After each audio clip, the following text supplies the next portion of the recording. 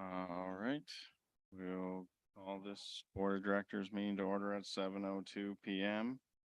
Board has land acknowledgement anti-racism statement posted to its website. Roll call tonight, we are missing Brian. He's gonna be a little bit late. And then we have Sam, Stu, and Nancy joining us on Zoom, and Linda, Timey, and Gail in person. Asia's out sick. Item 1 tonight is adoption of the agenda. Do I have a motion to adopt the agenda? I just have a question. I thought we had mentioned last week we're going to have a closed session this time to discuss that Thunder Peak issue that Joanne was going into, and you guys had said there was going to be a closed session this time. There's some other stuff that we need to discuss in closed session, and the attorney's out of town. Oh, okay. I didn't know he was going to be there for it. I thought it was just something that information, just board specific. Okay, thank you. I'll make a motion to adopt the agenda.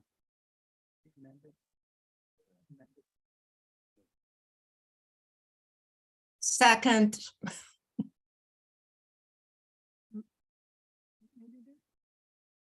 Sure, I guess. So there, in the packet, there's some stuff that, some changes Gail wanted made on the website. So, sorry.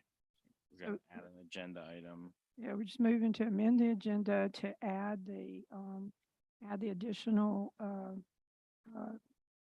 AGM information that the NNE chair is requesting, and that'll be added to the continuing business candidate forum format, and we'll just retitle 5A as candidate forum format and Website materials. website materials. Now somebody can second it. Any objections to that?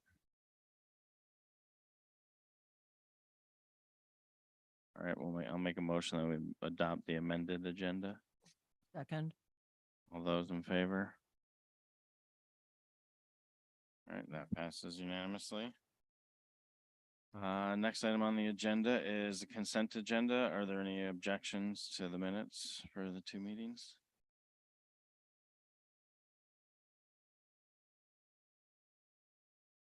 All right, hearing none, the consent agenda is approved.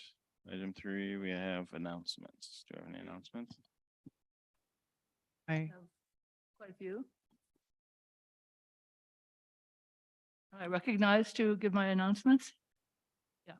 Well, the first will be that I will be leaving the meeting after our agenda item 5A, the candidate forum format, since it's my husband's birthday.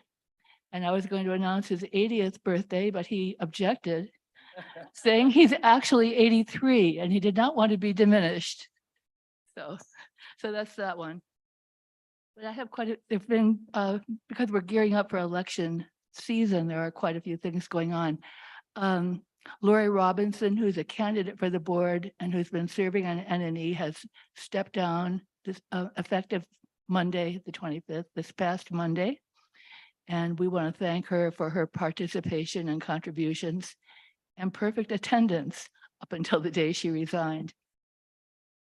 The Unelect mailed out its ballots yesterday, which is really fantastic. It means we should be getting them by early next week. And that's a big improvement in terms of timeliness of returning them. The first candidate forum is scheduled for this coming Thursday, October 5th, 7 to 9 here in the dance barn. And for those who can't attend, it will be live streamed on YouTube and also recorded for later viewing. A big one is that we are seeking questions and topics from the community to inform the questions.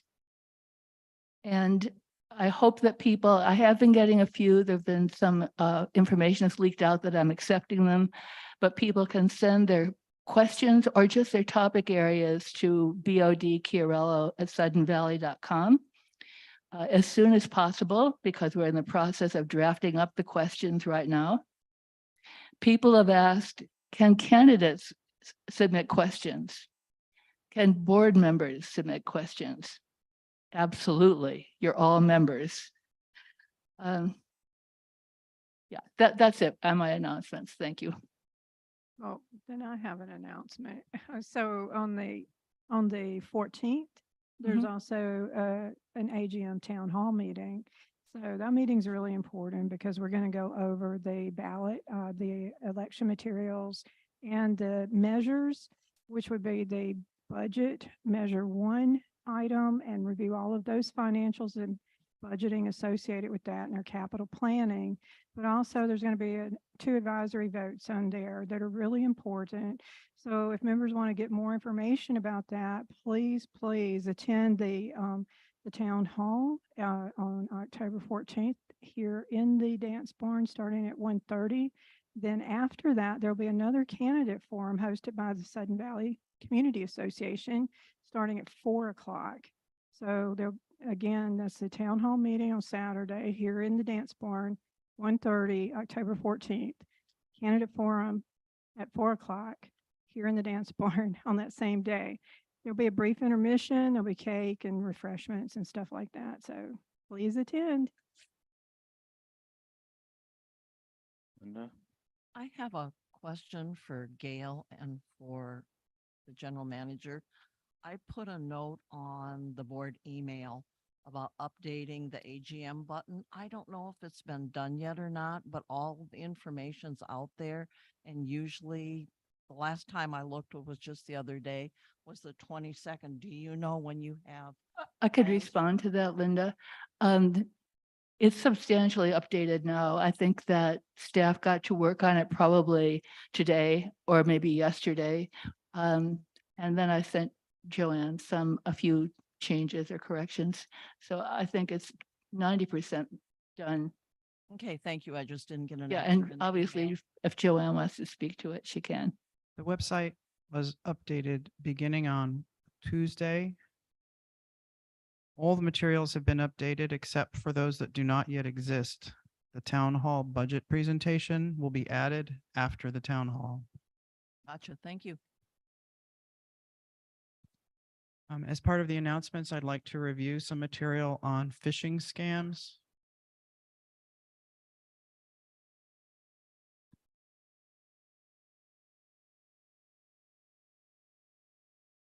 Recently, a member of staff here at the association was taken in by a phishing scam.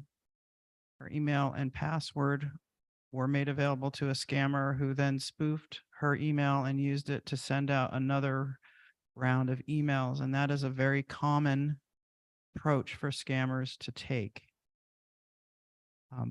When scammers do that, the emails that they distribute using the spoofed email address can diminish an organization's reputation. And so we want to make sure that phishing scams that may come into board emails are not successful in tricking you into revealing your credentials. Okay. So I have reprinted some information from the FTC's website on how to recognize and avoid phishing scams. To start, I'd like to say that many people, when you start to talk about these things, think that, oh, I'm too smart to be taken in. I'm too, savvy to be taken in. The fact is, as an example, today I received 3 malicious emails. All 3 of them were phishing scams. And I receive hundreds of emails every day. And in my haste to make my way through them and react to the ones that are appropriate and forward the ones that need to go to someone else, it's pretty easy, actually, to be taken in by a phishing email. So in a phishing scenario, basically, people are trying to get you to click on a link, usually, where you will enter for some reason your password, your credentials. And so many phishing scams include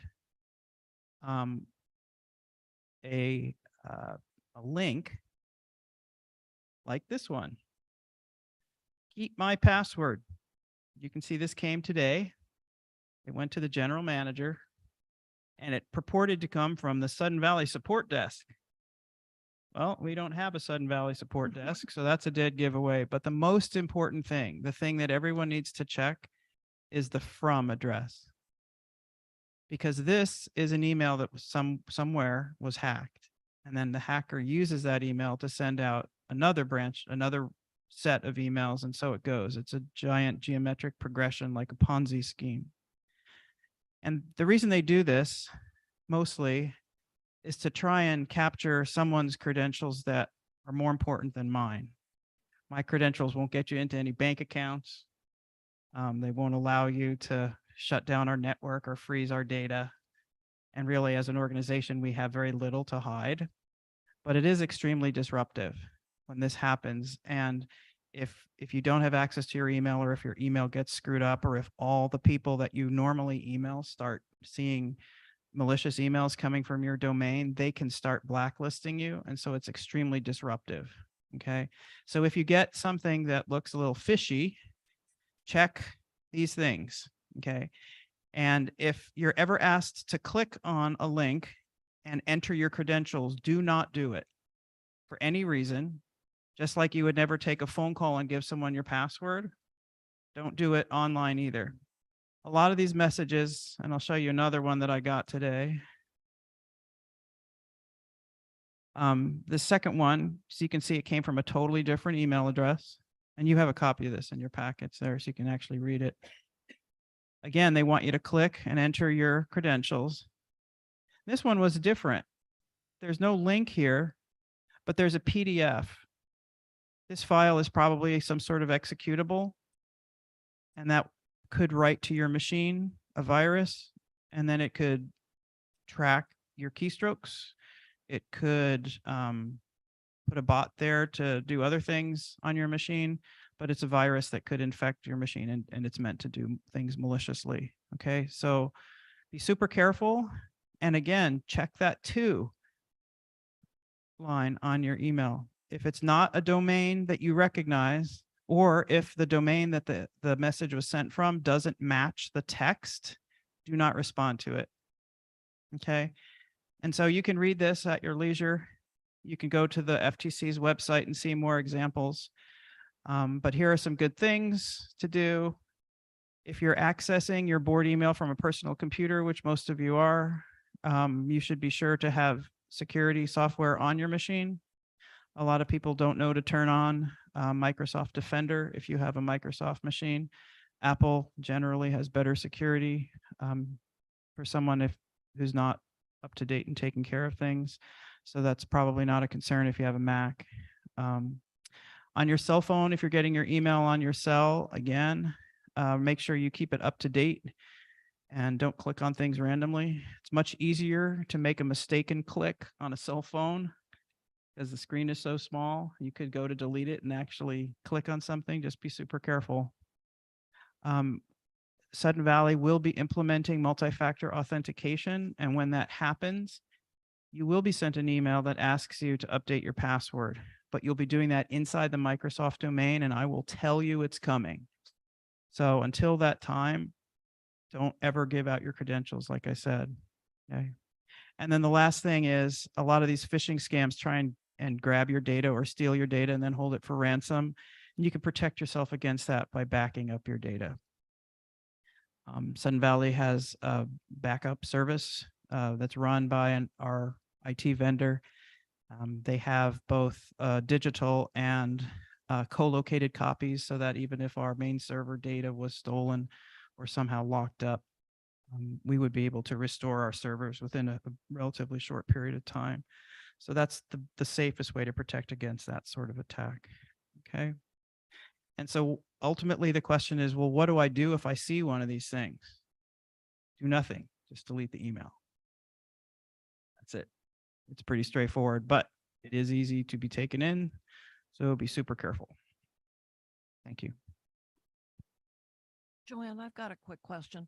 If we get one of those, yeah, we're going to delete it. Do you want to know if there's stuff floating around possibly? 2 years ago, I'd have said yes, but right now, the volume of them is so high. Okay. But Thank you. yeah, the FTC website says report it to the FTC. Yeah. Good job. Probably going to be on leave soon. No.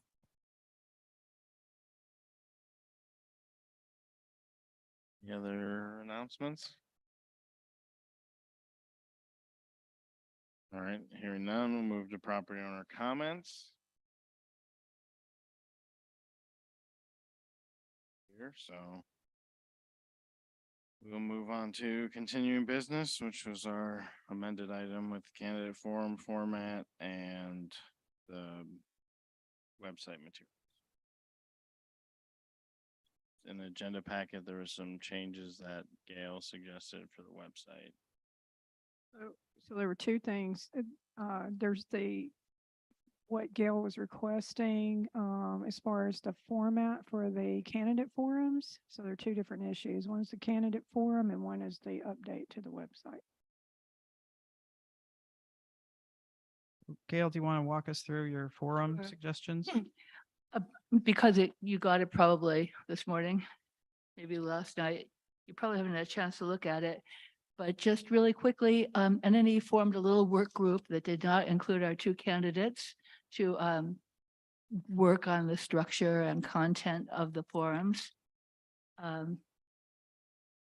think we all know in the past that they were run by communications, but we don't have that committee anymore. And so NNE has taken on the responsibility for developing them.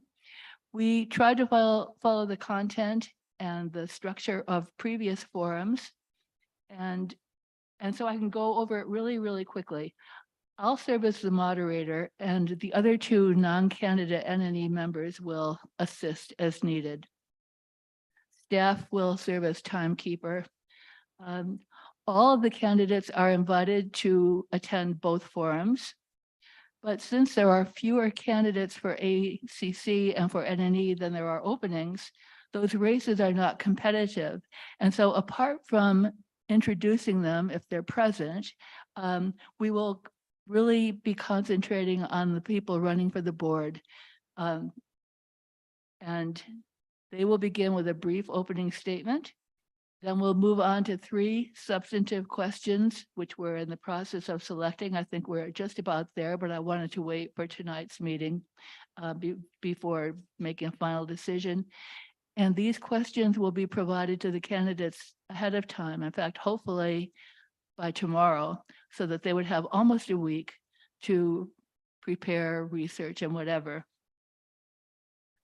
Their answers and the asking of the questions will probably take up the first hour, and then we'll have a brief break.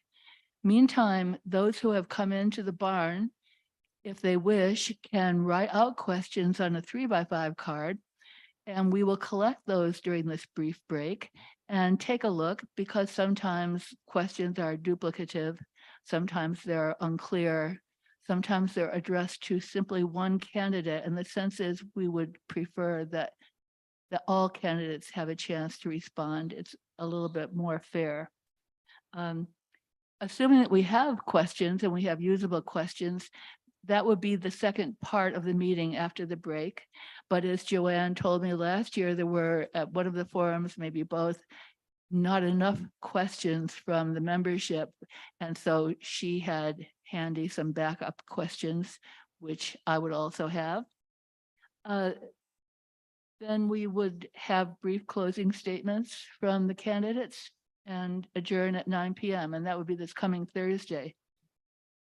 We're asking, and I will be sending all the candidates a letter, at the conclusion of our meeting tonight, inviting them up first, listing the questions, laying out the format and the expectations, but also inviting them to come Thursday as much as half an hour early, because I think we generally now are comfortable with these mics, but people who haven't used them before, and that was certainly me, maybe until tonight, are just stand too far or sit too far away from them. And so some practice using them will be helpful. I might not have mentioned the physical layout, which is a table on the stage. We have 5 board candidates, so I'll have a mic. I would initially have preferred them to stand up when they speak, but they can't really stand up and hold this mic and do a good job. So they'll have to answer sitting down. I think that's it. We've timed it out very, very closely, and I'm sure that we will adjourn by 9 p.m. And if anyone has any questions or comments, go for it.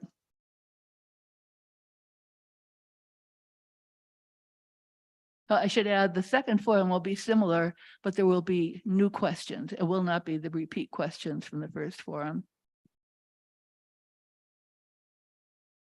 So the way you have this listed, you go first, second, third question, then you go fourth, fifth, sixth question. Are you saying that there's going to be, it's 2 hours with 6 questions total, and one question will be asked, all 5 candidates will answer it. You'll move on to the second question. All 5 candidates will answer. Right, and I've timed it out, but they have, I think we're giving them 3 minutes to answer. And actually, if you take 5 people times 3 minutes, that's 15 minutes a question. It's surprising how quickly you can use up your time. And then, of course, some people go over a little bit, or the mic doesn't work, you have some slippage. And so these questions are coming from your committee primarily, and Right.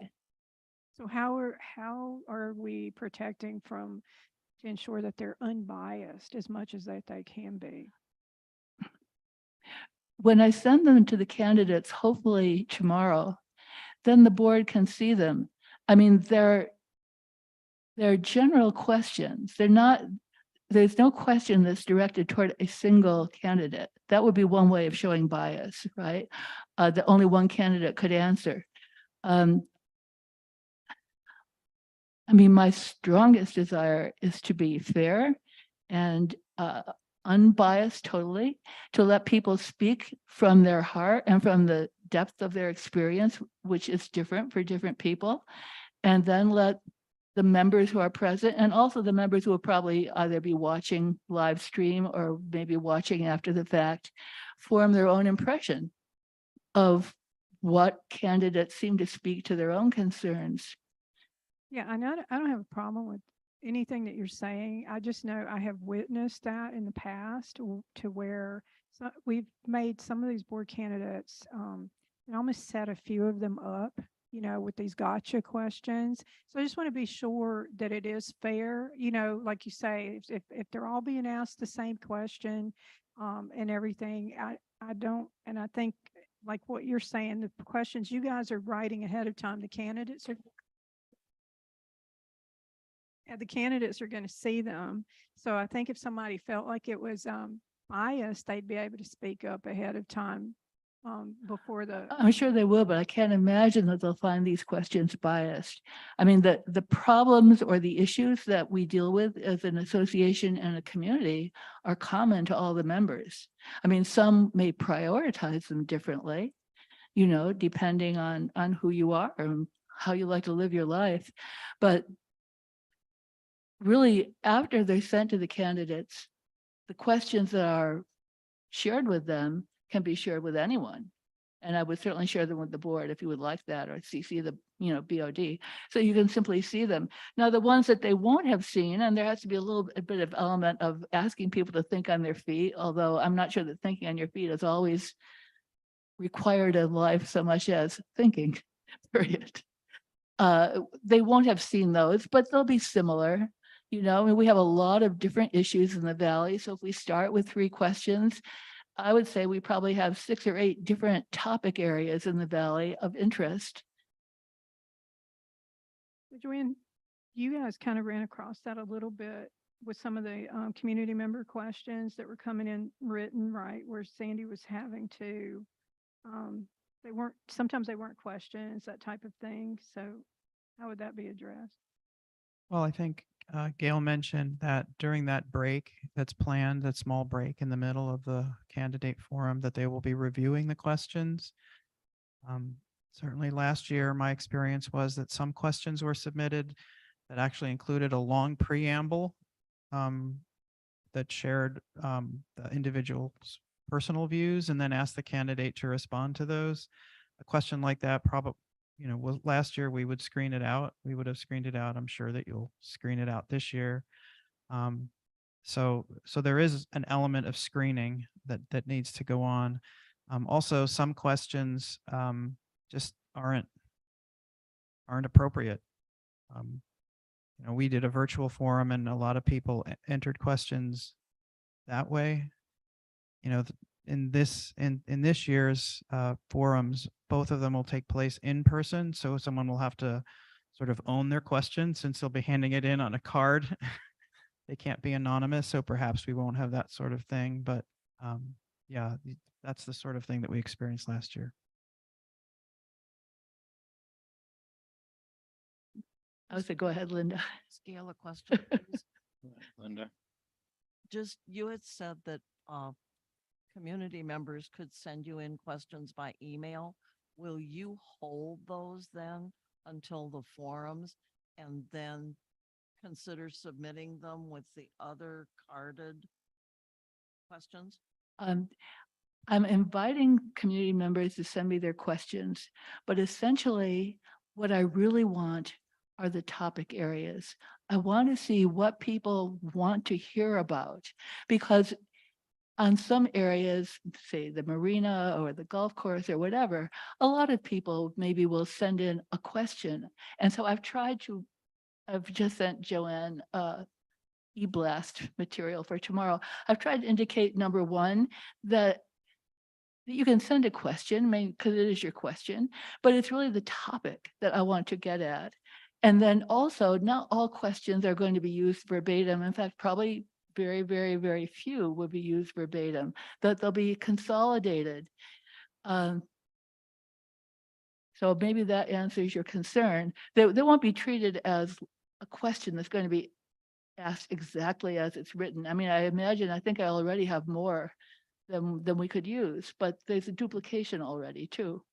I just wondered how you were going to handle the ones that you had said could be emailed to you. That's all. I'm trying to say questions or topics so that people understand.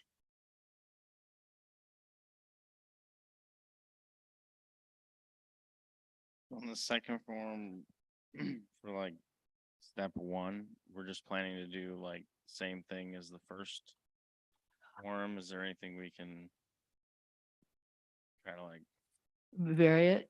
yeah? Like, Well, is there I have a anything couple of things. expect him to kind of repeat the same thing at the introduction portion of each one, or?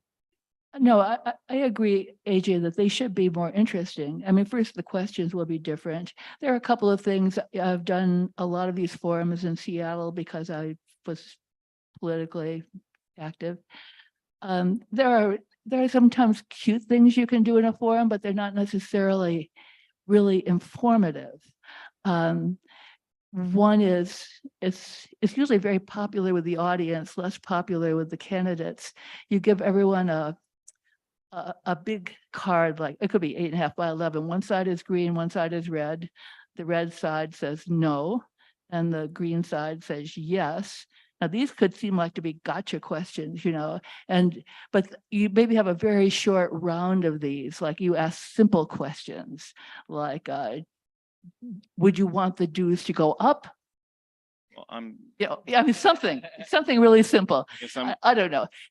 There are some varying formats that we could do, and I'm thinking more toward the end because I like them to be substantive. I mean, in that particular issue, sometimes the candidates would wave them back and forth and wiggle them like, come on, I can't really answer this yes or no. But there are ways to make it a little bit more lively. I'm not talking about the questions. So no, step one or bullet point one in both scripts. There's like the introductory statements from candidates. But I think that Saying in both scripts, I'm wondering, is bullet point one in script two even necessary? Or could we pull that and provide them like 5 minutes for closing statements or something at the end? Make any last remarks they'd like to make as candidates, stuff like that. And I would consider that. I'm not sure that all candidates will come to both forums.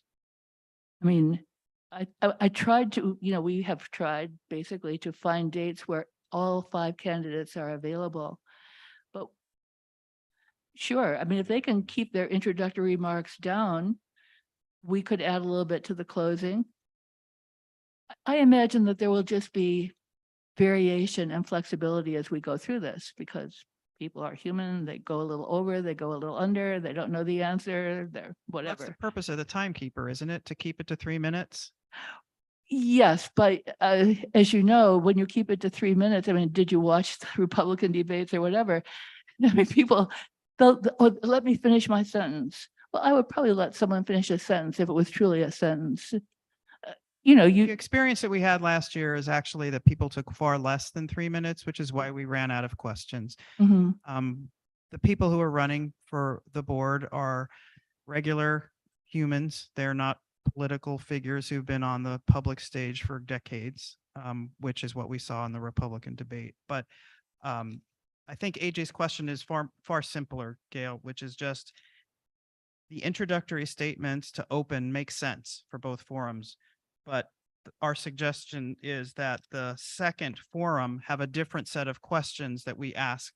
oh, it will. Did candidates I to not cover. make that clear? They will No, not be the same because your questions. outline has the exact same questions listed under step 1. Oh, well, but there's no content to those questions. They're Okay. not, I'm sorry, they're not the same questions at all. That was the question. So I'm sorry, then I cleared that up. Thanks. misunderstood. I thought AJ was talking about how we allocated the timing. No. It was a little bit. I was saying we're, cause on script 1, there's introductory statements, how long in the valley, previous experience, motivating factors, special skill sets, et cetera. And then in script 2, it's the same thing. So I was just wondering if we're asking people to say basically the same thing, both meetings, or are we asking them, giving them the freedom to just say whatever they want in each of those 2 meetings? Well, Are you asking them to stick to those like broad topics? in a know. sense, for the introductory statements, initially they were going to be questions, but it was pointed out in our NNE committee meeting, they could do that in their introductory statement. You know, how long have you lived in the valley? But basically, what is motivating you to run? And what special strengths or skill sets are you bringing? And what, if any, is your previous experience? Those could all be done quickly. And I guess my only concern, AJ, is that we might not have perfect attendance from the candidates. They might not all get to both forums, but we will more than likely have different audiences for each one. Because if you've gone to one, you might think, well, okay, I don't have to go to the next one. I've seen them, right? That would be a response. But I also heard you say, hey, if they could reduce the time, then we could add it to the closing. That would be fine. Well, no, I mean, that's fine. I was just, my more bigger concern was like if we're just asking candidates, like if Keith comes up, he says one thing at the first one, is he gonna say the same? Is the expectation that you would ask him to say the same thing, or when you ask, or when you inform the candidates of like what step 1 involves for them, you have these questions kind of generally laid out for us as like, Mhm. these topics could be discussed by you in your introductory statement. That's what I You're intend. just gonna to be. basically, if it's like, here's the first town hall, here's the second town hall, and you just put the same thing, maybe we should just say you're free to make, an introductory statement as you please, instead of like directing them to It specific. was a little bit like the vision statements. Sometimes people don't like to face a blank piece of paper or whatever to sort of prime the pump, give them some ideas of what would be helpful. I mean, I can clarify that surely it's your statement. You can do what you want. But it does seem to me that what is helpful to the membership is, why are you running? I mean, well, why are you running, really? It's a big commitment to do it. I As you all understand what know. you're saying. She's basically just saying these are just to give them an idea. They could potentially say the same thing in both of them, or they could say Mhm. something different. It's kind of up to the candidate. Is that kind of where you're going with I guess that? what I'm trying to say is just make that clear to the candidates, I guess, because you're gonna give them prescribed questions in these other sections that they have to prepare answers for. So then if you give them other questions in this other area and you don't like explicitly say, these are just like some thoughts of things you could generally speak about as your introductory. Which is right, for Just be instance, clear. right after that, introductory statements, 2 minutes, for instance, Hey, Gail, yes, right? introductory statements from the candidates and then just suggestions. For suggestion. No, those are just suggestions of what they might include in their statement. Yeah. That's truly all they are, although I think, well, that's fine. And moreover, what I'm giving to the board tonight is not exactly what's going to go to the candidates. I mean, all of this is unfolding very quickly, but those are good comments. So thank you. So you'll send it to the candidates, you'll copy the general manager so that. I can copy the board once it goes to them. Or the GM. I'm fine with the GM doing it. I mean, it's more of a neutral party. I personally don't really, I just want to make sure if there's any issues with the format, Right, she's going to have to work, like her and her staff right. to ensure that this format works, right? So that's all. I just want to, it's more of a logistical reason of why I'm saying it. I don't really feel like after tonight, I don't know how everybody else feels, but I don't feel like I need to be copied on whatever you're sending the candidates. But I do feel like she needs to kind of know what the format is because she's responsible for the logistics of the entire event, right? Right, right, for the support of the meeting, absolutely.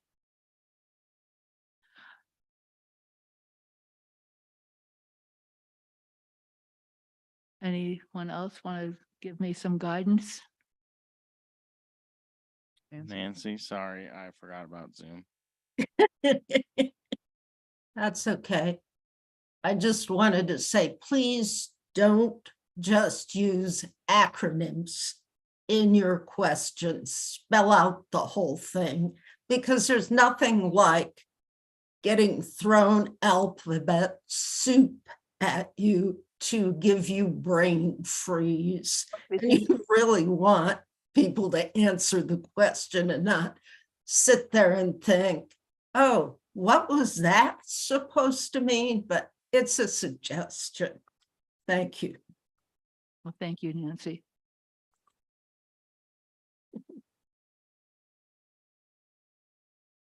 So it sounds like you're all more or less okay with the plan. I just want to be clear. We're in agreement. You have to coordinate with the general manager for that day, right? That all of the Absolutely. In coordination. fact, Joanne came to our meeting Monday night and was very helpful. It was like she was a member of our committee. I mean, she may not have felt that way, but Okay. it was a very open back and forth. Okay. And so that sounds fine, right, Joanne, with you? Roger that.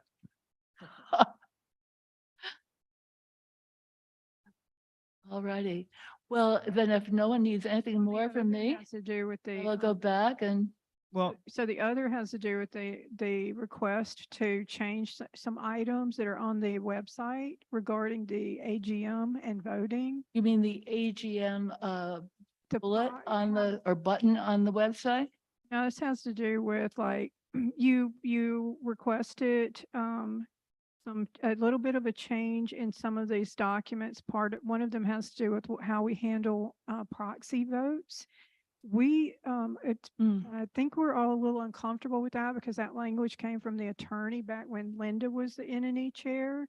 And it just prevents, we would prefer that they're either dropped in the ballot box or they're See what you're talking mailed. about? okay, so Gail took the opportunity yesterday when I reached out to her to let her know that the website had been updated. She took the opportunity to look at all of the materials that you can access on the suddenvalley.com website by clicking on the AGM button. And then you get a whole page, and on that page are additional links that have, it's like frequently asked questions, like you can click on how to volunteer or how do I get a replacement ballot. And on some of those materials, Gail has requested changes. And because these materials have been sort of traditional, I wanted to get the board's input on whether to make these changes or not. There were 4 sets of materials, and the way that I've organized it is to, in black text, you can see what was originally there. And then in red text or in red strikeout, you can see the change represented, and all of you have that in hard copy in your packets. So the first change was to the election volunteers needed page. And what Gail has suggested is that instead of using the website form for volunteers to identify themselves to the administrative office and then have the candidates or the potential volunteers vetted and referred to the chair, that's our traditional way of doing it. She is asking that they be directed to email her directly. Let me just quickly speak to that, Joanne. I couldn't get that link to work. That's the reason I made that suggestion. And I've asked my committee to try and make the link to work. And I haven't heard back from them, but I actually was doing all of this morning. I would have been fine with it if I could have made it work, but I did hear from a would-be volunteer that he had also tried to volunteer using using the volunteer opportunities link and could not make it work. So I only thought in the interest of getting this done, that they could send it to the chair, CC office at Sudden Valley. Would that not That work for you? doesn't say that in the materials, and I've tested that link exhaustively from my work desk. I've had colleagues from other organizations test that link and they can all make it work. So I believe that it didn't work for you, but I'm surprised. Yeah, and so I don't know why it isn't working. It Okay, isn't but we working. do have the two options. One option is to send it to NNE and CC the office at suddenvalley.com. So or to go to all the library. volunteers or candidates need to be vetted by administration. So if they send it to you, you'll have to send it to me anyway. So And I was proposing that they were going to CC, I mean, they could CC the GM if you prefer that. But I'm just saying that this is the language that I took verbatim out of your changes. So if others can weigh in on it, I'm not wedded to that form link. It's just, I can't make it not work. I've tried everything to see if I can replicate the error and I can't.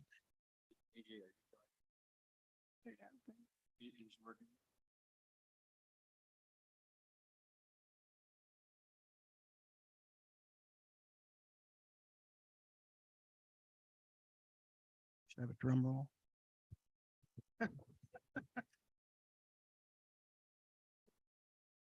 Says, thanks for contacting us. We'll get in touch shortly. I didn't hear what you said, AJ. It worked. Well, if it works, great. We do have the two options. I mean, they can send an email or they can try and make the link work.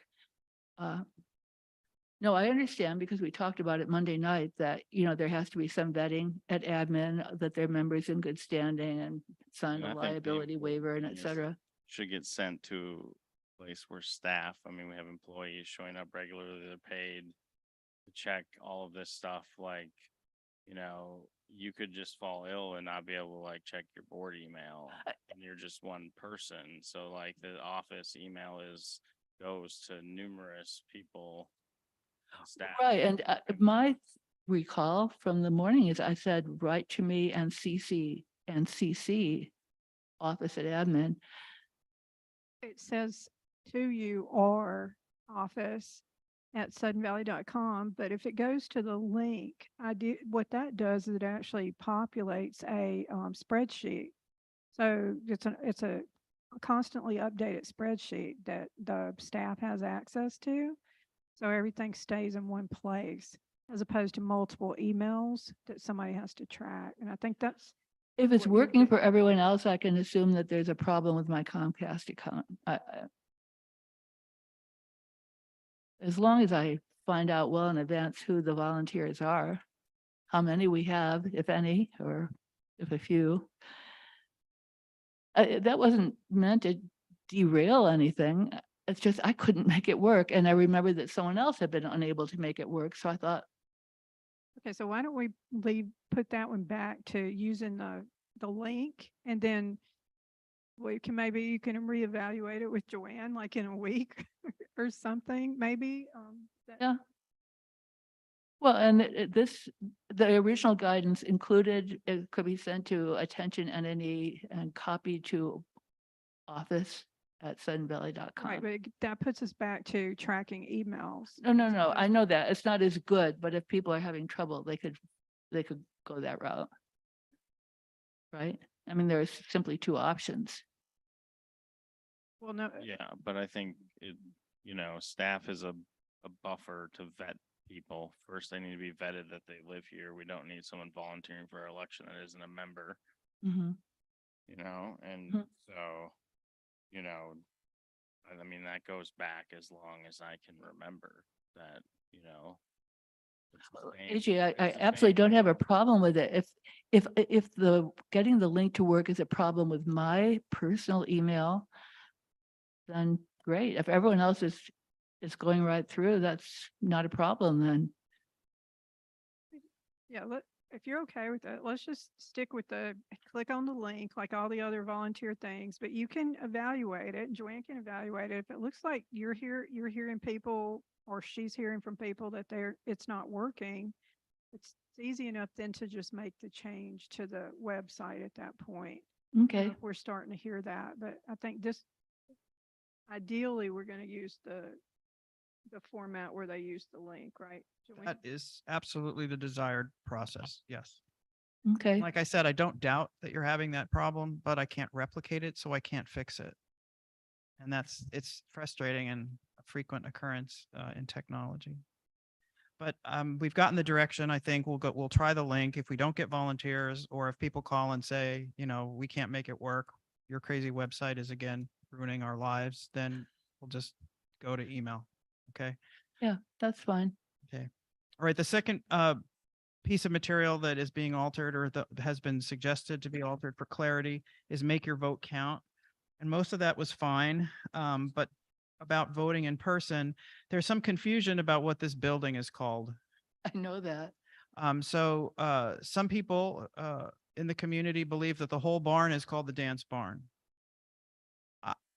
I have never thought of it that way because we have forms that rent out the dance barn and they refer specifically to this part. When you rent the dance barn, you don't get the whole building and toss everybody else out. You get this part. And the whole building is called the community center. But apparently that's not the case for everybody. So it originally said on the lower floor of the community center, which would be downstairs.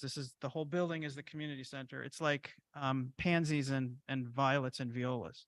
All pansies are violets, but not all violets are pansies. Joanne, let's get back.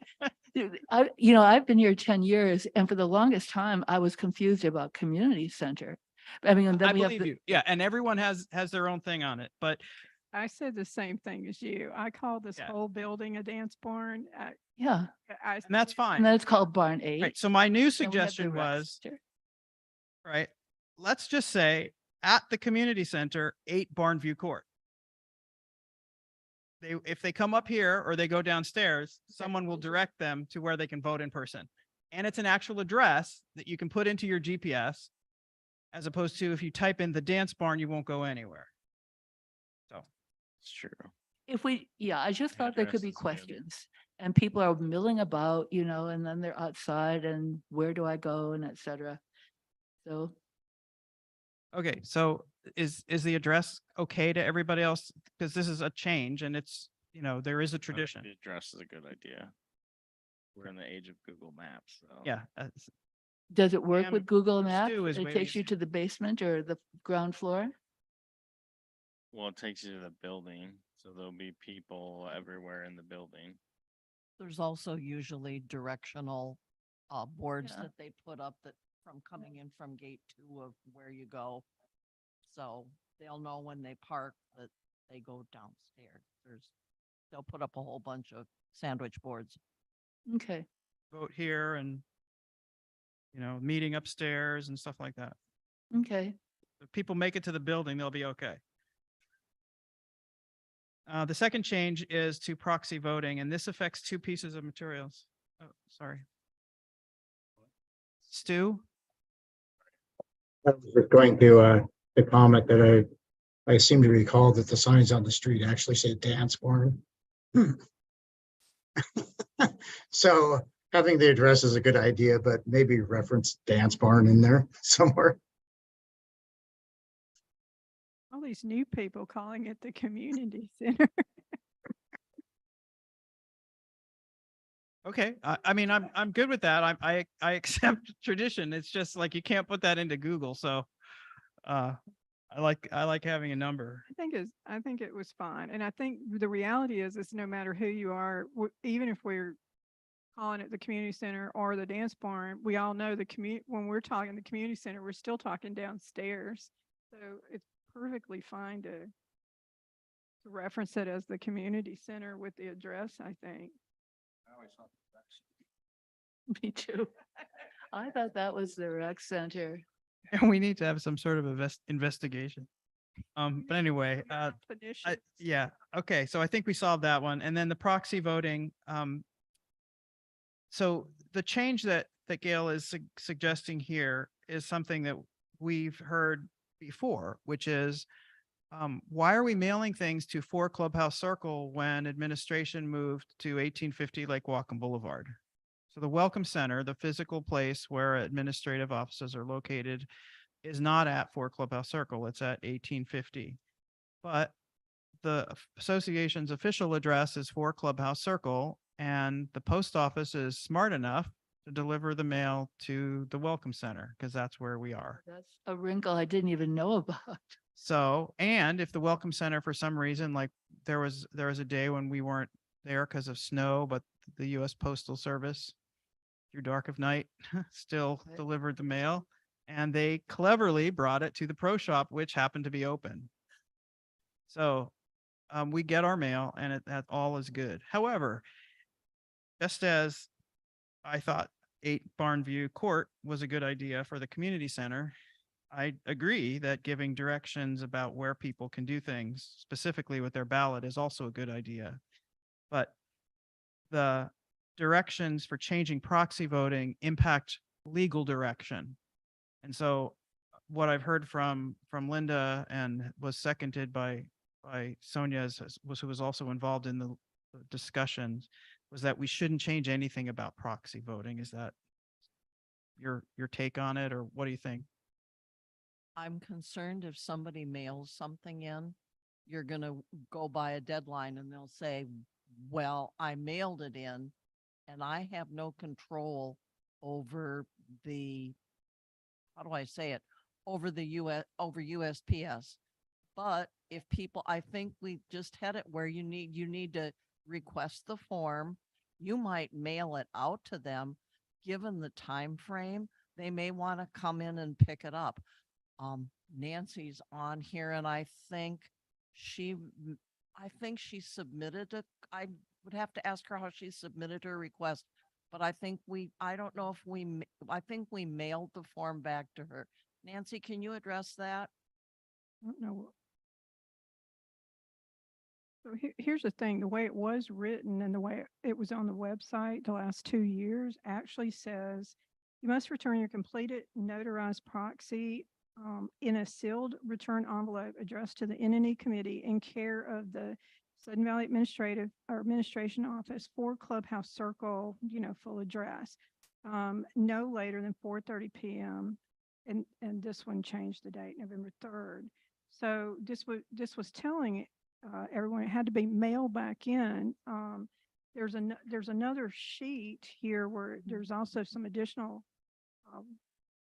proxy language that is saying to be valid, the proxy must be returned directly to the SVCA office in a sealed return envelope addressed to NNE committee in care of SVCA admin at 4 Clubhouse Circle, no later than 4:30 p.m. And Gail's added some language there, but the issue had to do more with it's confusing when we put the 1850 Lake Wacom Boulevard. The other thing is that staff becomes the middleman on that, as opposed to if it's either dropped in the ballot box or if it's mailed, it's handled differently. They're handled exactly the same as the ballots, except in this instance, it'd be addressed to NNE. And so she would be the only person getting it. So staff at the most would stamp it that they received it, and then it gets put away for NNE, or she gets contacted, as opposed to there's a very strong likelihood if that's just mailed there, they're going to open the mail. you know, and if you hand it to them, it could get thrown in a pile of other stuff that gets handed to them all day long. But if we ensure it's addressed to N&E, or they drop it in the ballot box, then we know that, The thing that's scary about the ballot box is you have to process a proxy. And that has to be done by N&E. And that's why I don't think I would recommend putting it I don't think we even did that before without looking at the N&E manual. I couldn't even tell you, but I don't believe we said they could drop it in the ballot box. so everything should just be in person?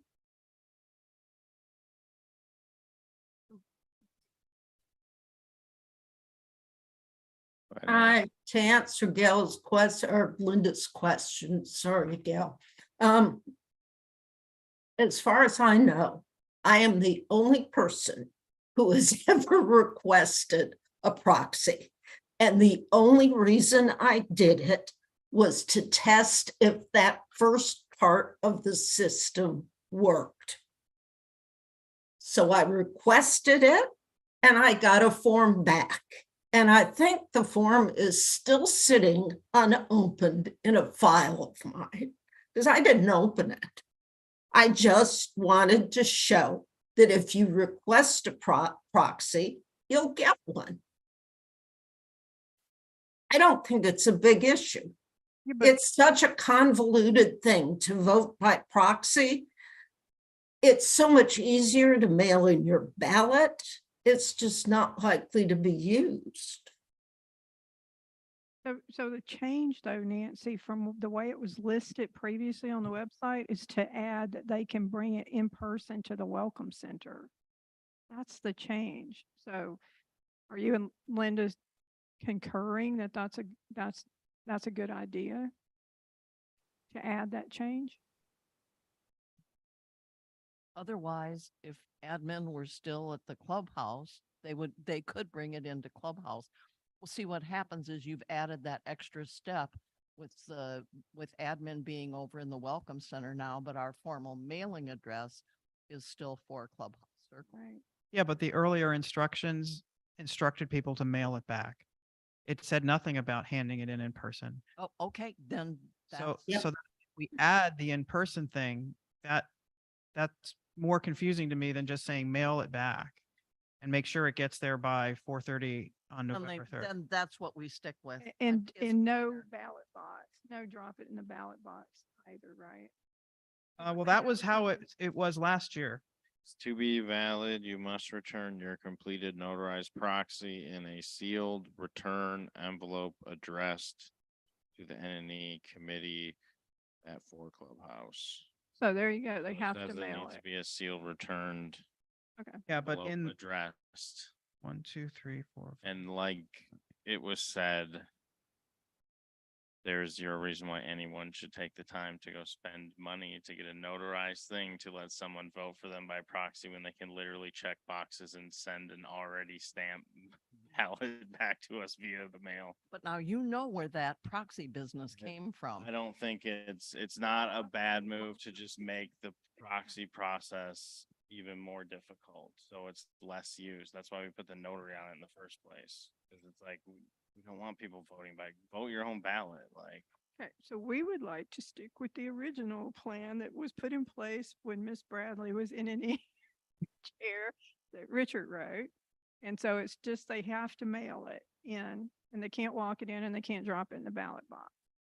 Remember, you've got two mailings, one to request the form and one to return the form.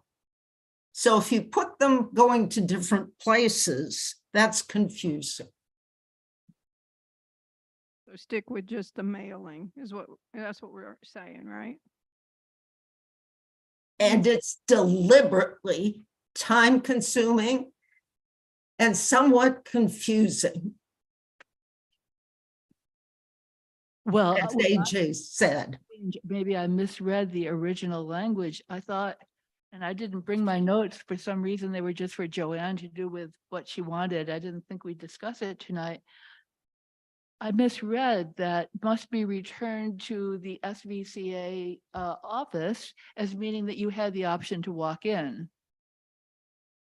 If that's not the meaning of Return the a original, sealed envelope addressed. return directly. Well, you know, when I did check with Linda, I said, how many times have we had these proxies? And she said, never to my knowledge. So I don't think it's going to be a huge problem. I think the idea is that someone could maybe buy or sell these things, you know, I don't know. That's the concluding thing. You can't accept any remuneration one way or the other to do this. I'll leave it to your good judgment, my dears. I think stick with the way it was. Yeah, just if it's to be mailed, fine. But then again, also to be clear that mailed and received by, because people invariably think, why was the postmark not good enough for the valley when it's good enough for the IRS? Right. I have a question on this page. Are we having pink envelopes again this year? Yes. Just Turns wondering. out that pink envelopes are a lot less expensive than blue envelopes. Fascinating. Go figure. Surplus, supply and demand apparently. I immediately took the feminist view, thought that it was Alright. discriminatory. Is that everything on that? Do we have any other discussion? Tell your husband happy birthday, everybody. Oh, well, he'll be very pleased that a board member is wishing him happy birthday. You could be sure he hears about the board all the time, and now he's being acknowledged. Wow. All right, well, we'll move on to the next item, which is new business. We'll actually go to the barn A repair since we got you guys here, and I'm sorry that took longer than I thought it was going to. Are we gonna go out of order then for the Yeah. backhoe? Yeah, just so they don't have to sit here any longer. Thank you for waiting. We appreciate it. Sure, all our discussion about dates and times is riveting. The purpose of this memo is to request funding for repairs to Barn 8 as per P&W summary dated September 26th, 2023. On October 27th of last year, this project was brought forward to the board for approval to start design and permitting. This scope has been completed as identified in P&W summary and is now ready to be issued for bid with construction proposed to start in April of next year. After design work began, it was identified that the existing HVAC system in Barn 8 was due for replacement as per the reserve study. The equipment was inspected by Barona Engineering and confirmed to be at or near the end of its life cycle. This additional scope was added to the project. The design has been completed and the permit was approved by Whatcom County on September 8th, 23. The permit will be issued after contract award when we notify the county which contractor was chosen. Construction has been proposed for 2024 with an anticipated start in April. P&W incurred additional design and permitting fees because of the addition of the HVAC replacement. Also, the design and permitting process took longer than anticipated because the project had to be submitted to Whatcom County under 3 separate packages that were then combined into a single permit. We are now requesting funding approval to cover the additional design, as well as funding to move the project forward to bid. After bidding, the project will be brought back to the board for contract award approval. I'm asking the board to provide funding for remodeling Barn 8 as per P&W's proposal dated September 26, 2023. This includes additional funding for the design, permitting, and bid process in the amount of $17,725, as well as construction funding in the amount of $751,265.90. Approval of this request will result in a change order to the funding of project 9722.09 in the amount of $768,990.90. So I request that $768,990.90 from SURF for project change order funding to move project 9722.09 forward to bid.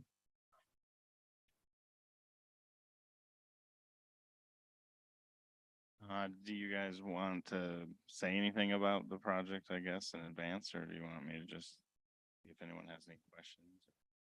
So We brought Sarah Brown here, who's the architect that's been helping facilitate this project for Sudden Valley. And she's put together a couple of color recommendations that aren't in your guys' board packet that we can pass out. And I believe Joanne putting up on the screen there. And then she's also got a sample of the proposed siding. If anybody would like to see the hardy siding that is proposed, we can pass it around, or you're welcome to see it's in the box here. I'll pass around these as well that everybody can have a copy of.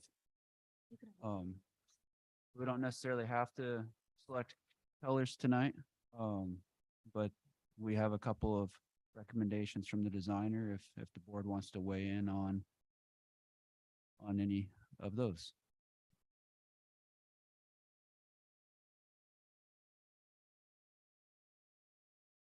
She also has a couple larger specific color chips here that are very similar to what's in print up. So you have the chips, so you can kind of help, point out what do they go to? Yes. On here, I mean, I can kind of see the lines, but Okay, in the first color scheme 1, we have a more traditional red and brown scheme. The horizontal siding, horizontal lap siding would be this red shade. And then the paneling, the hardy panel, the 4x8, would be the taupe, tavern taupe. All other trims would be dark bronze to match the windows, the roof, and doors. so this would make the upper part red and the lower part brown. Yes. In scheme 2, it would be a solid brown, 2 shades of brown. But the patterning of the lap siding versus panel would be different. Why wouldn't the whole barn be red? Isn't that like a traditional thing? I mean, it could. Currently red. That was my The thought. mechanical room is all that, I'm assuming that's the one down below and at the far end next to the empty lot. That's supposed to be that taupe instead of red.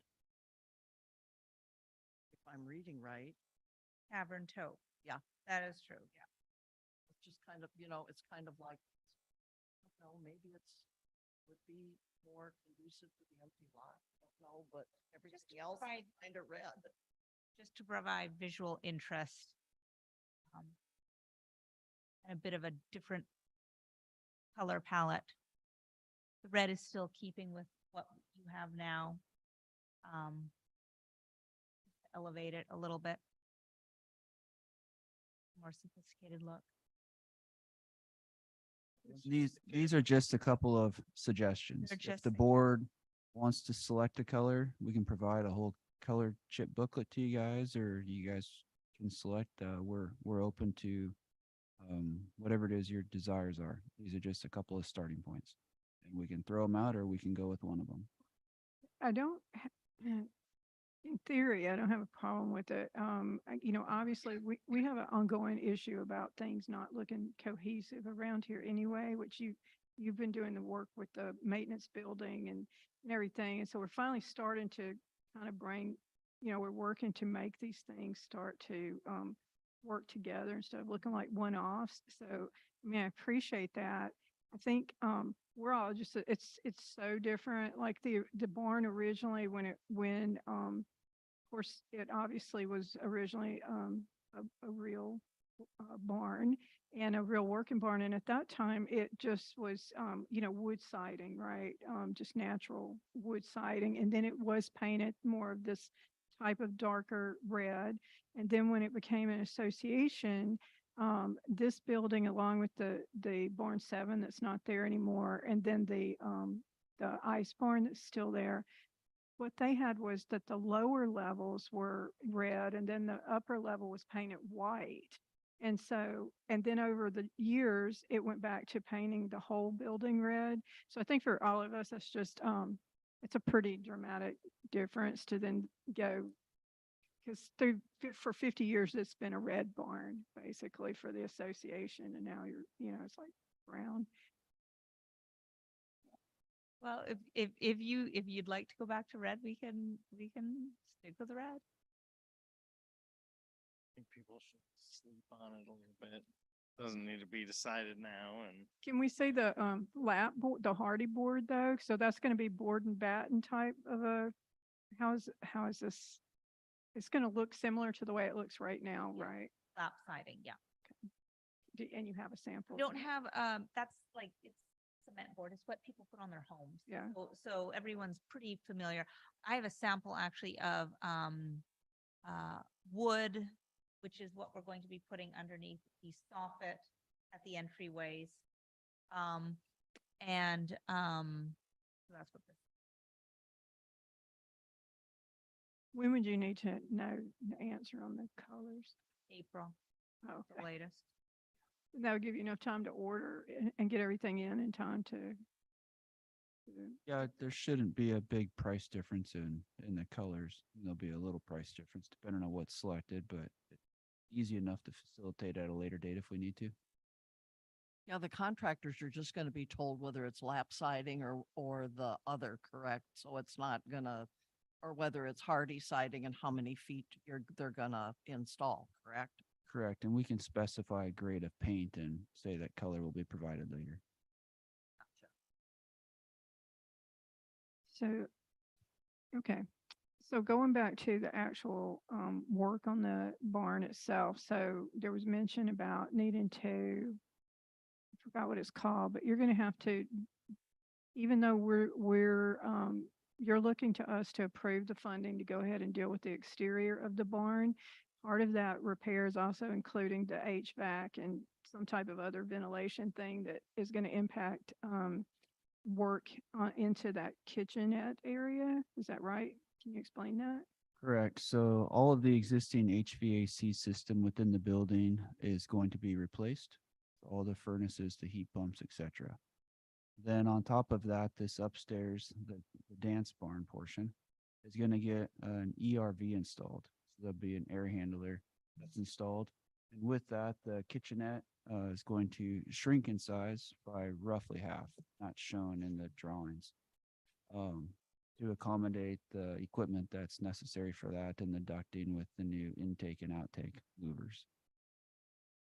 So So what does ERV mean for everyone?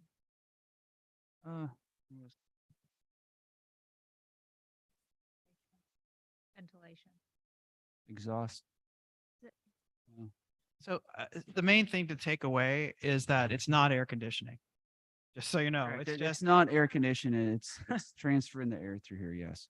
right. In So order to, Keeps the humidity and things like that in check, I think. correct. And the common of what Your happens up house here in the gets a lot of summertime. condensation on the inside of your windows is because you don't have like an air exchange, proper air exchange. And the stuffiness that happens up here in the summertime should be drastically reduced then with adequate airflow. but not air conditioning. It's gonna, am I dreaming, or for instance, when you put all that stuff into the welcome center, they had to come back and do something with air exchange, and that's what he's talking about for up here, correct? That thing that the county required for yeah. that. So in order to finalize the permit, because there was a disagreement about how to refer to or classify the building. So the county ended up making us put in air exchangers in the 3 rooms that were serviced by the south heat pump. Gotcha, but I'm saying this is the same sort of thing that we're looking at to have here, as opposed to having these lovely fans circulating our air. I'm not sure it's exactly the same thing, but the result will be that fresh air will be pushed Yes. through here, but not heated or cooled. Right? And are these going to be passive?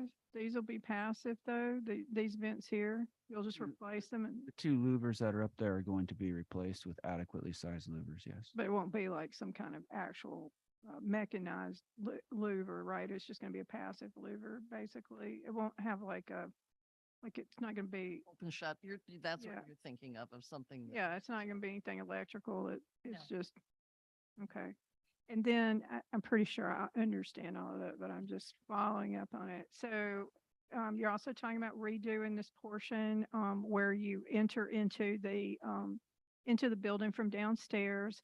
And so there's like a little exterior foyer that instead you're going to enclose that. And so that's actually going to create like another little interior entrance. That's the way it looks to me. I'm just confirming that I'm Right. We are raising the ceiling in that space. Um, and creating a gable entry point. But it won't be enclosed. The gable will stand proud of the building by a couple feet, but there won't be any columns. And it won't be enclosed. So this entrance right here is the same location as the doors are right now. Yes, then? yeah. Oh, okay, okay. It just looked like Not it's. seen. So, Great. but I think, this one looks the same way too, but you just know what it looks like. He's an engineer. No, it looked like it was flush with the front of the building. Thanks for clarifying. The other thing to clarify is that the covered entry here is not included, right, in this bid. It's separate. Another 250. There's an extensive amount of work. It hasn't had all the engineering associated, but that impacts the, and Tyler, you want to explain kind of everything that'll be involved with the covered bridge portion, and that's why it's being done separate? Covered bridge portion will come back to the board. We're going to request some feedback from the board members on that in terms of how the final design is. This set of drawings here includes the basically design for replacing the bridge in kind.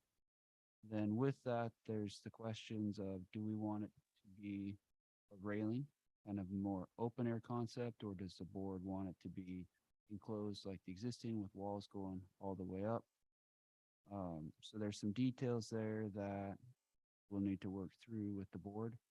And because we're trying to get this ready for going out to bid with the exterior envelope package, we've made the recommendation to just pull that from this at this point and come back to the board with that probably in the winter, and then package it all together next year as part of the construction. Well, the other Yeah. part is the road, right? Like you're gonna have to address. So with that, the existing bridge has some rot on it, and basically it needs to be replaced. With that, then the hillside will be excavated, the existing asphalt ramp down to it, the concrete stairs, the old fence, all of that will go away and get replaced as part of the new project with new foundations, new structure, new fence. The trench drain at the bottom of it will be replaced to adequately drain and be tied into the drainage improvements that were done around the barn here last year. And the biggest improvement will be that the bridge itself will actually slope away from the building instead of sloping to it, so that the water won't puddle up at the building. Is that gonna affect any of the outdoor work that's gonna be done on the siding around the barn itself that'll already be done? Or it won't be impacted, or that'll just be, part of that will be left that might be impacted by that bridge? The goal will be that since construction for the siding portion of this isn't going to start until April at the soonest anyways, and that contract is going to require that the contractors get the pool side of the building done and I call that the front Yes. side, some people Yep. call that the back Gotcha. side, done before Memorial Day. So those will be the two focuses. And I don't envision that the back portion here is probably going to start until June. And I think the goal would be that the bridge package with this ends up occurring at the same time. So that as the siding comes up to it, the bridge is also being rebuilt, and those are all cohesively put together, if you will. And so what's been permitted is replacement of that bridge. The structural design of it is ready to go. So we're not waiting for a permit now. Now we just need to finalize the details with the board for what that's gonna look like. Stu, you had your hand up? I just had a quick question about the hardy plank. It comes in a lot of different styles and varieties. What's being proposed? Haven't really had a chance to look through the details, but if you just kind of give a quick overview of that. Is it going to be wood grain hardy plank, smooth hardy plank? We called in the lower portion, around, predominantly around the first floor, to be hardy panel. And then at the second floor line and above, it would be lap siding. I believe in the details, they call for 8-inch lap. Is it? Right, but is it wood grain or is it smooth? Can share it again. I typically call for smooth, but we can, yeah, it would be, at this point, it's being called for smooth. So is there an additional cost to make it look, I mean, because I think that would be the goal, is that we have it look like an authentic. Do you know barn, what's on the right? clubhouse, Tyler? That got replaced and that's all hardy plank now. I'd have to look. I can't picture it clearly. You can picture the building, but not the. Yeah. picture. Yeah, they're a different style of building. I mean, I think if you're trying to like retain the look of an authentic barn, yeah, that it would be nicer if it had a wood grain finish on that, I think, at least on that lower portion. And I don't know what the market is now, but when I had my house built, there was a significant difference between the cost of wood grain and the cost of smooth hardy plank, but that could have changed. We can always value engineer as well as after the bids come in too. Yeah, could you do that and give us like both prices on that, and that way we can. I don't think we're trying to make it look all industrial. Can we talk about are we gonna talk about other parts of this? Cause I guess my whole question is, I understand that we're doing the HVAC and it's because it's done. But why not do it as a separate project? Because it took extra engineering and extra, there's extra cost put into the barn. And the HVAC has nothing to do with this area here. And I'm just interested why that got put all together, because this is the first we've kind of heard of it all being lumped together. And it's like, it's just, I guess I don't understand that at all. And when we get to the end of this, I would like to make a motion to amend the capital request to keep the $17,725 in this Barn 8 remodel design and permitting, which is exactly what this project is. Create a new project that only has to do with the work that's going to be done on the barn here that we have listed in his new list of things here, including the HVAC, the ERV, and everything else. Because it's like, otherwise you have this giant thing that just says permitting and design. And I think as long as we're going to have all this stuff happening and all the different contractors that are going to be working on this, we would do well to make it a separate project.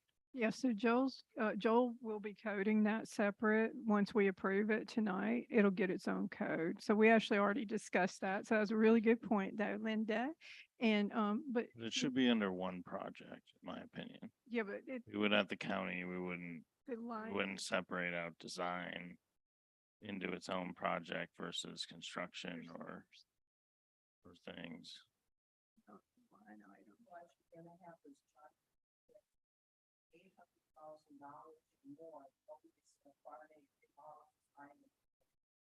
Like, for instance, with the building in the, how do I say it? Area Z building, it said that from the very beginning. This is 200 and some $1,000 that's going to cost. And then Tyler did the permitting under it. We put the cart before the horse, just called it permitting because it took so long. You know, we've separated out the bridge and everything else. And I think all the more reason to start separating some of this stuff to keep buckets. Cause what if we need additional engineering after we get started on this? Maybe you guys know that I'm talking out of my head here. But then you have that under engineering and design and permitting rather than all the actual construction part of it. That's my concern. I can address your one question about the HVAC, Linda. Hmm. The initial thing that brought that up was on the flat roof that's proposed to be replaced. as That's where well. the units are There's sitting. a couple of heat pumps up there that will have to be removed in order to do that work and then reset. And so we evaluated the age of those heat pumps, and they were at their time to be replaced or very near to it. I have to look at the report again. Gotcha. And so I then just it wondered triggered why it where's the rest wasn't of the done as a building at? separate project, that's all. But I understand you're saying it's because it was related to the flat roof. I get it. Yeah. The rest of the units are not, but specifically, we'd have to do at least 2 as part of this project. Okay, But you will see when you look like at the capital, capital budgeting and everything, that those things were broken out previously, right? And they're still, sitting separately, like for 2024, just for now, because we haven't combined the project, right? So that was the estimated, what we were estimating the cost was gonna be. you know, but like I say, if it's all gonna go into the barn, the HVAC, and I'd rather see it in a separate, seriously, in a separate line item that just deals with all of the construction part of it and everything else rather than lumped in with something that's called design and permitting. Yeah, well, the capital project will get a. What's the it full- called design? I guess I'm not following. Am I forgetting something here? Well, because it's still coded, her request tonight still has the code design and permitting. It needs a new code for the construction. That's what she's referencing the capital. Like what 9722.09 is called? Yeah, the capital request is just, The 17,725 goes to design and permitting. I think that the 751,000 should go to another project that amount of money is dealing with the construction. Tyler even has it broken out that way. Oh, sure, yeah. No, that's right. I agree to do it that way. It's clean. yeah, I we disagree, discussed. it. but that's not standard practice for project management. That's The prob- whole project is costs what the whole project costs. There are different phases of a project, but they're not different projects. So we discussed it prior to the meeting. I and also asked prior to writing this, and I was told to keep it the same. So She didn't have a new numbers, so we were saying leave it as it was, but that. The number is Joel gave us- titled, is that what the issue is? Yeah. with the Yes, number that is that project titled? is called Barn 8 Remodel Design and Permitting. So if you just took off the design and permitting, it would be called Barn 8 Remodel. Yeah, Why, I don't, yeah. Right, so Joel will give us a new code, an appropriate code once we approve it. That was the. But this Make is set up as a motion to change order. Change the name to just be the Barn 8 repairs or remodel or. That's fine if you want to do that. It's just, it can't say design and Typically, permitting and yeah. then throw $800,000 in there. You know, what we do at the county is we have like a county road project number, which is our cost center. That is the 9722 or whatever. Then we have a period after that when anything we build, and then there's like an object code that we have to pick, and that determines whether it's like my wages and salaries, a consultant's time, you know, whatever. There's a whole huge list of that. And then after that, there's a subsidiary code that tracks whether you're in the design phase, the right-of-way phase, the construction phase, the project. But everything is housed under that one universal cost center. And then there's these other tracking mechanisms, be like, okay, we spent this much on design, this much on permitting, this much on construction within that one project.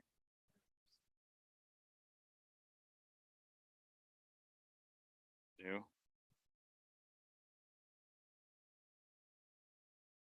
I didn't have a question. I just forgot to put my hand down. Get your arms tired.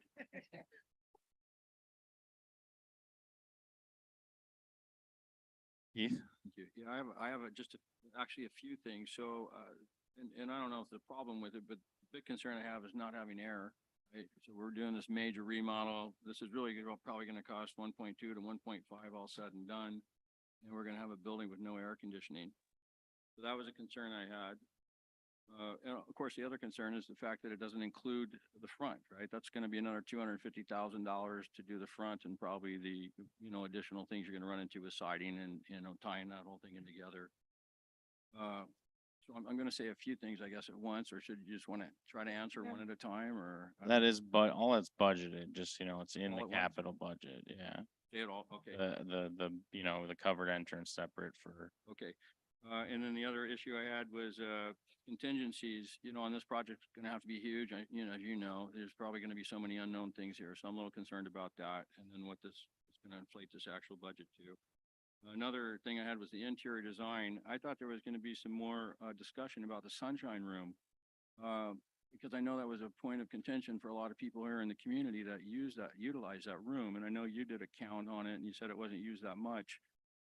But I've seen a lot of emails and heard a lot of stuff that might indicate it is used more than we think.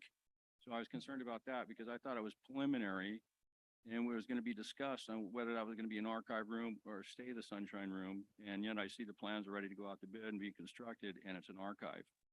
So that was one of the concerns I had. And I know I told you to read your list off, but I'll jump in there and then the rest of them, I think Tyler will address it. Well, Them all. okay. You want them all? Can we just, I was just do- afraid Not really productive to Okay. try to get a giant list and then remember. we just do them one at a time and start You're over? making Because I already statements forgot while asking your other questions. list of questions. So basically regarding the interior aspects of it, what we're trying to do tonight, this has to do with them needing to start the finishing up the planning process for the exterior part of the building. Because of exactly what you're saying, Keith, those are more extensive discussions to be had. The permit actually allows for that room to be done, but there is no work plan, and this proposal tonight has nothing to do. There's no funding to do anything to that room because there needs to be more discussion about how, what's the best way for the association to utilize that area. So it was just being put off when the board had more time to actually address it because we're moving up into like the election and everything. It's just that, we've got like not a lot of time. And so we're trying to just focus on like that. We have time like after November to actually spend some time, get more community input, that type of thing on that. Yeah, that's all I was wondering. I just saw it like in the plan and I want to say, oh, well, you guys all voted for it. So it is Yeah, what no. it is. There's no funding for that at all. And Tyler, if you want to just, You mean, so the funding we're doing right now is only exterior, has nothing to do with interior funding? well, Well, HVAC and then the kitchenette here will have to be adjusted to deal with the air exchange. So it'll get smaller and then revamped. you want to address any of the other points? The one comment there, Keith, on that sunshine room is what's been permitted does allow for a modification to that room to be completed. What exactly that might or might not entail or ever turn into can be evaluated later. So if nothing's happened to that room, we'll issue a memo to Whatcom County at the end of the day, say no work was completed there and it's not part of this permit. Yeah, so The see, my board decides understanding, they want to do something to that room, just split it in half or split it into 10 little spaces. We've pretty much got a permit that allows us to do that at this time. yeah, so I get that. So then what you're saying, what you're putting out the bid right now has no interior at all in it then. So I get you can add a room, you can add walls, but we're putting something out the bid. I'm doing a takeoff. I want to know what walls and what you're adding. So how are we putting something out the bid if we're unsure what we're doing? We're not putting out the bid, the sunshine room. Nothing on inside, okay. Correct. Nothing in that. The nothing HVAC. in that is area. in sunshine room. That room. The kitchenette will be part of it. Not part of this package. Yes, Correct. because it has to be done for the air exchange. With the True. Yeah, but there's cabinets coming out in there and countertop The coming out in kitchenette there. and these vents So- are the changes interior. Okay, so that was, okay, so I'll go right into my next question. So one of the other concerns I had, because don't we rent this out for other uses, right? It's not, So is a smaller kitchen, and you said roughly gonna be half the size, roughly, right, for code or to meet the engineer's requirements, right, to make everything work. Is that gonna work for other rental type stuff? Like how many staff is gonna be able to fit in? You know what I mean? Is it gonna be enough? I get it. It'll work, like it'll fit all the appliances, maybe for 2 or 3 people to get in there, but do they use like 6 people in there? Is there gonna be enough room? You know what I mean? We don't staff it. No, I know we don't, but I mean, if But we're people renting it out use it. for facilities. Sure. But Will it be just a usable? regular kitchen? I mean, have you been in there ever? It's like Yeah. But if you huge with look a where ton the of wasted wall's supposed to space. go, it goes I where mean, it the goes the into middle of the like sink. kitchen is gigantic. So compared there's to- a, Yeah. there's a washer and dryer that takes up a Yeah. lot of space and that could come out. I don't know. Is that exactly. stuff coming, like, that's what I mean, is that stuff coming, cause like we rent the space now and people use it with what's there. and The then we're actual gonna- workspace won't really change dramatically. It just gets reconfigured close, a little bit closer together. So they should be able to utilize the workspace and actually in more productively. It's primarily cutting off that part where that strange angle of the room. And again, I'm going to throw it to Tyler. Do you want to kind of explain? I don't have have it up, but if you can explain it, kind of what's going to happen over there. So the kind of the left-hand side of that kitchenette, if you will, where the washer and dryer is, the hot water tank, that will basically just become a mechanical room Okay, and have some equipment in it. It's gonna have intake in there, if I recall right. but no washer and dryer anymore. Yeah, No, I where don't. are you gonna put it? Or we haven't discussed that. There's space downstairs. It's not used for anything else. It's just, Yeah, I know, it's for the Use towels. that? I don't know, but honestly, to wash the towels, I think we could sort something out. Or send them out. I was just gonna say, I just was looking at, I went in the kitchen before I did, and it looks like where you're gonna add that extra space, it's like there's a big sink in there. And it's on the wall, and it's like, that wall's gonna be on the other side of that sink. Cause it looks like, if I go in and look and it says where you follow the beam line and you look at the ceiling, it looks like that's in the middle of that big sink. Maybe I'm dreaming. I'd have to walk in there, I guess, to, Yeah. to look at it. One important thing to note about that kitchen is it's technically a kitchenette. And Whatcom County's confirmed that as well in the permit, so it's There's not no allowed. stove in there, is there? I have to double. It's not a commercial kitchen. Yeah. The only purpose of that kitchen is to basically allow a caterer Yeah, yeah. to drop their stuff and then put it out on the serving hatch. Is there a stove in there now? There is a stove, but I don't know Oh, that it's there been is. used in a very, very long Probably time. shouldn't have been. Used to be a big, there used to be a large gas stove in there, an oven. So since we don't have the ability to serve liquor up here, right? There are not big events like there used to be. Like people don't get married and have their, That's what I was wondering. That That- was our hope. If we remodel and spend $1.5 million on it, you'd think that would be kind of our hope to try to utilize. No, it that's for that just type all of it. There's thing. $30,000. This is a remodel to kitchenette. shore up the kitchenette. exterior of the building. Why? It's been failing for years. Like, Yeah, if so- there's no point in doing an interior remodel if we're leaking from the outside in. I got you. So this is. So we strictly have to get exterior the for this. exterior of this building shored up, you know. So yeah, we didn't actually choose to do that. So that came as part of the engineering on Yeah. dealing with those heat exchangers or whatever, right? We were actually required to do that. You know, eventually interior remodels will have to get done. I mean, eventually this floor would wear out. I mean, it's probably still got quite a few years in it, but. So I guess, and I know I'm not a vote, so it doesn't matter anyways, right? But so my question is, so we're spending $1.5 million on this thing just to do the outside, and then we still have the inside to do. I thought there were studies done before that this wasn't gonna be feasible, like, It's not 1.5 million. what? It's not 1.5 million. No, I said anywhere from like when you're all done, it will be, yeah, it will be, trust me. And So I was just curious, that's all. It's just, well, the membership, when we did the community survey, the membership overwhelmingly voted no, to, but to I save get this it. barn, and we could not replace this building for this price. It would be impossible to replace it at that kind of level, and it's the only historical building that we have left here. for this association. So it's pretty significant to try to hold on to it and maintain it. It's still structurally sound. And so these are just things that we do to, to prolong the life of it. It is a barn. Barns have been known to stand for hundreds of years. But we have a responsibility to start getting on top of this maintenance that hasn't been occurring. I have a question for Tyler and maybe he can answer it.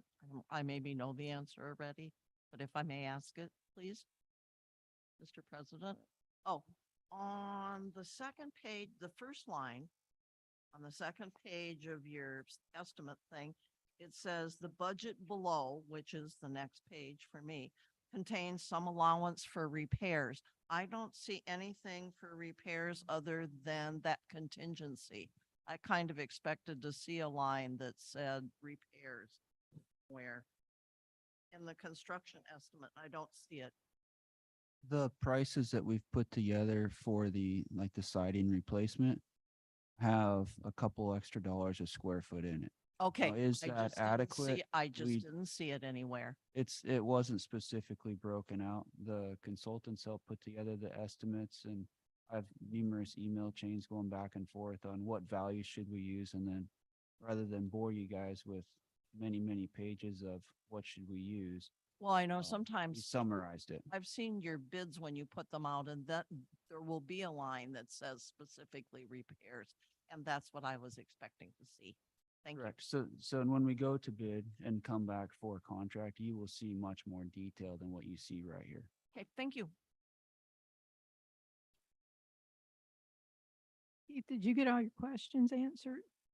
Yeah, the only other, I did have one more. Thank you, Sonia. The last question I had, and I'm sure this is going to be a Joel and a Tyler thing is you got these line items and I don't have them in front of me, right? So I had a bunch of stuff margin, of course I didn't bring it.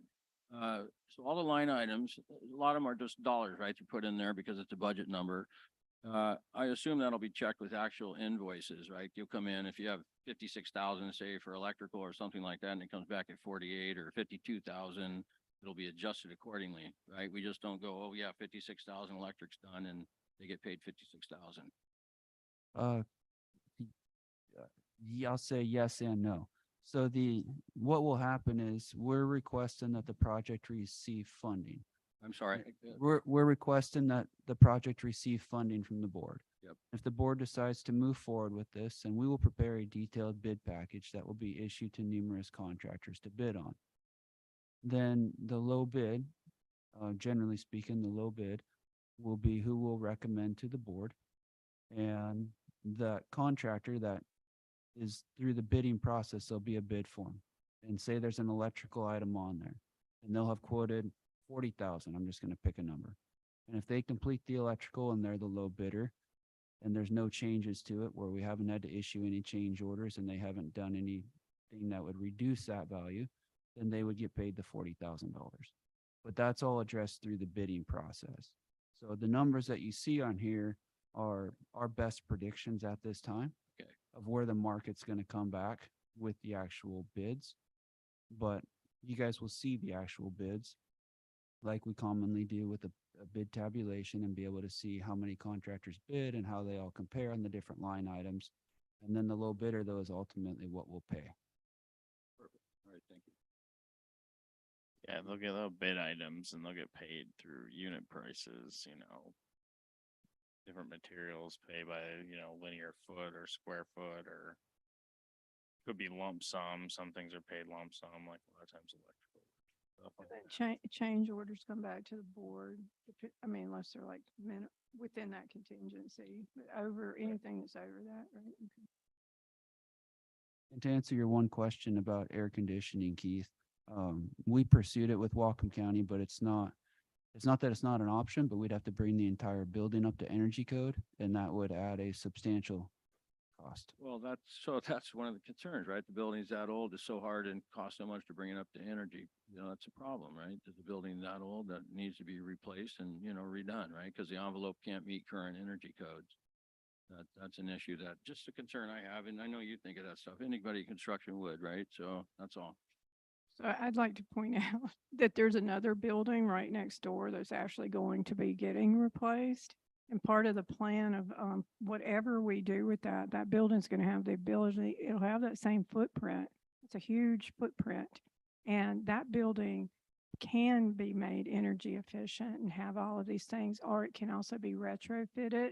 If, let's say, we go with an open air pavilion, it'll still be a design that if in the future a board says, hey, you know what, we want to enclose this, we want to do this, we want sprinkler, fire suppressant or whatever, you can put all of that in there.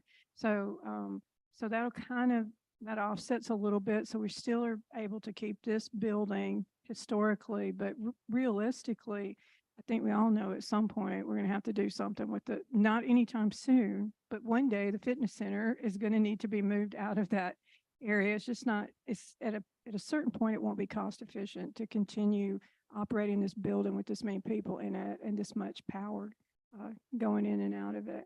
But we're not there yet. And so right now it makes sense to do this, and we still get to maintain this building and keep it for the community while we're planning for the future with that other building.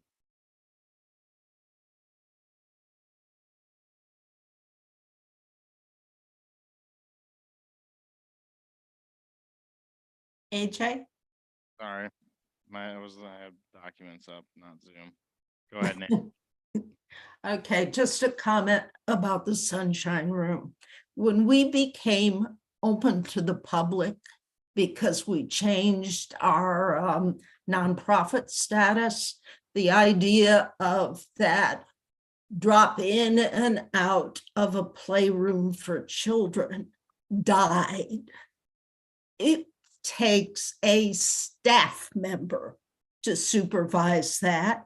It takes plumbing, because you cannot have little kids run from that sunshine area across a public lobby area down a hall to go to the can. And they'll have to. So whoever looks at, oh, we want the Sunshine Room, needs to look at the permitting required to do that, because you're basically running a public playroom, and the staff that you'll need to run it, because it is open to the public. I'm sure whoever did this open to the public thing didn't think of the details like that, but it's the way it is. And doing what we have been doing with this Sunshine Room, I think is quite a liability. And we've been lucky. Anyway, have fun next year. Anyway, thank you. Bye. So as a note, no children are allowed to be left alone in the Sunshine Room. Their parents have to be present. I don't think that's enough, but it's something that needs to be looked at. If you decide, if you're seriously talking about using that as a Sunshine Room, as a kiddie playroom. There's also a cleaning requirement. Also be noted that it receives almost no sunshine. That wasn't a requirement.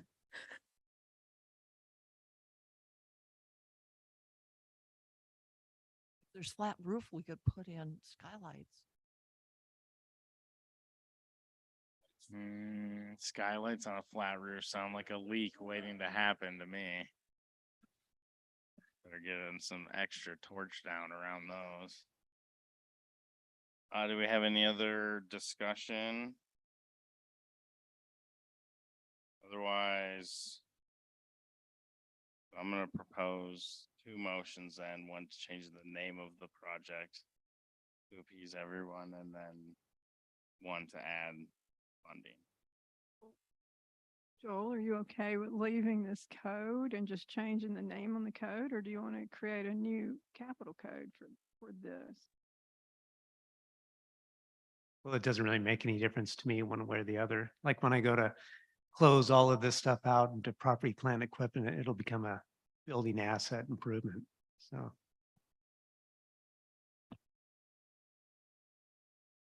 I'm a proponent of tracking the project's total costs and the budget as opposed to splitting out design and permitting as a project and construction as a project. Then we should have not called it design and permitting when we started. Well, you live and you learn. All right, I'll make a motion that we adjust the name of the project associated with Capital Code 9722.09 to the Barn 8 repairs.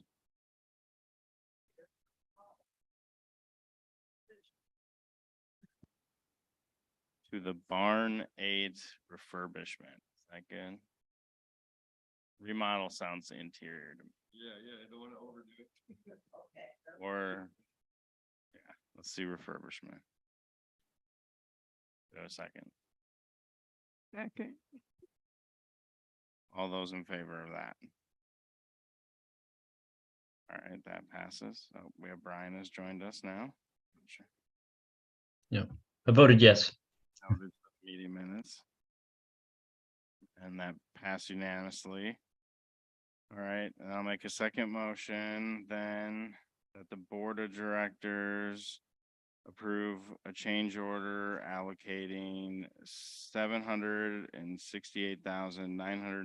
$768,990.90 from SURF to Capital Code 9722.09, which will include an additional $17,725 for the design and permitting and bid process phase and $751,265.90 for the construction phase. Second, Any other discussion on that? All those in favor? That passes unanimously. All right, thank you, Tyler and Sarah, for joining us tonight and answering our questions. Can I just add something? Is it possible that we just over maybe the next week, everybody could, whatever questions or comments or anything they might have over like the siding and other stuff to do with this exterior, that maybe we can send them to the whole board and Joanne, and then she can forward them to Sarah for responses. Does that sound good? Everybody?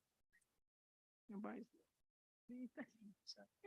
Well, basically, we just have to make a final decision on color, right? Well, there's a question also, there's some question about the, well, she's gonna get two proposals on the wood siding versus the smooth siding, but just, yeah, I don't know. Well, I don't know what the questions would be. I just want to give everybody an opportunity to kind of, like you said, sleep on it and have an opportunity to get the responses back and everything. Are you doing any renderings like in color? It was just the core elevation, 2D elevation. That was it.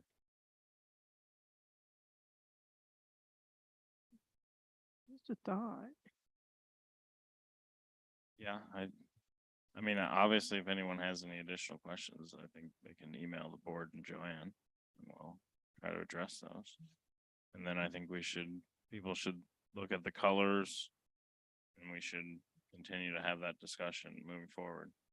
Try to come to some sort of conclusion. you it'll know, help too to on- be able to go out and look at the barn during daylight and go, Yeah, Are you Okay. able to leave us those big samples? Yes, I can. That'd be great. And then, yeah, maybe we can. I just Joanne need to can look give at us a the color tour. palette, the way she's We'll have those at the Welcome Center, which is located at 1850 Lake Wacom Boulevard. gonna make it red or brown. We're gonna have to schedule an appointment to pick up the samples. Thank you so much. thank you for answering all the questions. Thank you both. you.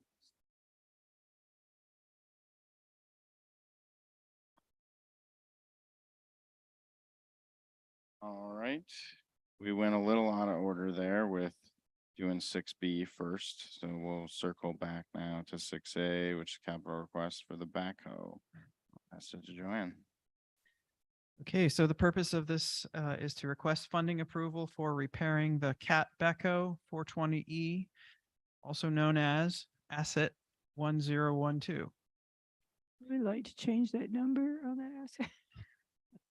Kidding, just a joke. Last December, while SVCA's turf care mechanic was replacing the heat and defrost blower motor on Cat Backhoe 420E, which we will now just call the Backhoe, a fire broke out inside the cab and caused substantial damage. Following the incident, an insurance claim was filed for damages with SVCA's insurer, Liberty Mutual.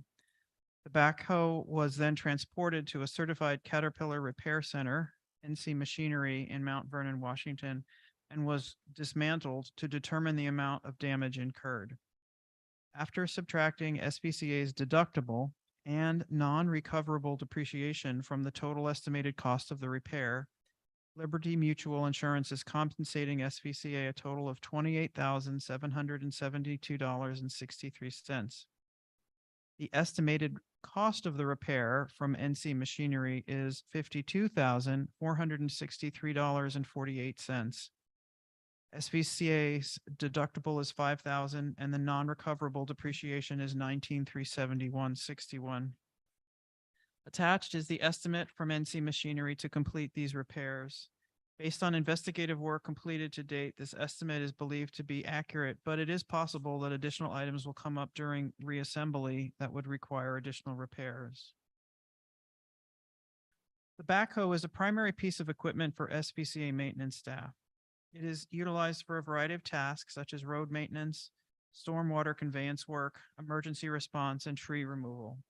As such, it has been determined that a backhoe is an essential piece of equipment and should be either repaired or replaced. So basically, if something very large and heavy falls down or needs to be moved, that backhoe is what we have to use. We've been lucky in that we've been able to coordinate certain activities. So if we're renting something or having other machinery present on site to move very large things, we've managed without it. But we're coming into the season where big trees fall down and to be able to move them quickly off of a roadway or, off to the side so that the tree could then be safely cut up and removed. That's really why we need that heavy machinery. The backhoe is scheduled to be replaced in 2027 with an expected replacement value of $175,479 on the reserve study. The current market value for a new backhoe is approximately $150,000. Due to the cost, it has been determined that purchasing a new machine ahead of schedule would not be a fiscally responsible option. To purchase a used backhoe in similar condition and functionality, prices range from $65,000 to $90,000 plus transportation and sales tax. So purchasing a used backhoe would cost more than the needed repairs to the current one and would come with an unknown maintenance and use history. So repairing SVCA's current backhoe is the preferred option. Repairing the backhoe would meet our operational needs. It is the most fiscally responsible option, and it may extend the useful life beyond 2027. NC Machinery has the needed repair parts in stock and anticipates it will take about 2 weeks to complete the work. Liberty Mutual Insurance has compensated us $28,772.63, leaving the balance of $23,690.85 plus sales tax for a total of $25,586.12. So I request that the $25,586 from SURF to repair Cat Backhoe 420E, aka Asset 1012. All right, I'll make a motion that the board of directors approve the allocation of $25,586.12 from SURF for repairing the Cat Backhoe 420E asset number 1012. Second. All right, do we have any discussion? A Linda? couple questions. So how many hours does this machine have on it? Because normally those machines have hours on them. It has below average hours for its age. I don't remember the exact number, but that was one of the reasons why it was hard to place a value on it, because typically the used machines, or certainly all the used machines that we saw when we looked for comps, had many more hours than our machine did. Okay, just curious about that. The other question that I have is since this is coming from SURF, it's not an operational expense. How do we handle approving that? Do you have to do a contract with them? Or if we approve it, that's enough and you as the general manager rather than Mike, since it's not operational, we're now taking it from capital. How do we process that? That's all my only question. Well, if you guys approve it out of capital, then I'll create a capital code, then. Oh, I we know get the the code, invoice. but I'm saying normally then we do a contract for work. Oh, If it, you know what I'm saying? And we give permission for her to enter into a contract. And I'm saying because probably any work that's been done on it, I don't know if we've paid these people any money, but that would be operational. But since this is coming out of capital, how do you go ahead and approve that? That's all. We would We just- often make capital purchases that Okay. don't include a contract. For example, Okay. when we bought And pool it's just furniture. once we approve it, it's okay. Yeah. Just checking. Yeah, I mean, it's invoiced, I guess. Yeah, that's what I was gonna say. The invoice is attached to it and it Yeah. breaks it all out. And so we go by the invoice. So Okay, that's fine. I just, I know sometimes when we buy stuff, it's like you've got that there and it's entered into as surf and because part of it's the insurance and I just want to make sure what we're doing. I'm good. No more problems. by the way, I guess I'll clarify. So it's on our reserve study for be replaced in 2030 for 197,390. Okay,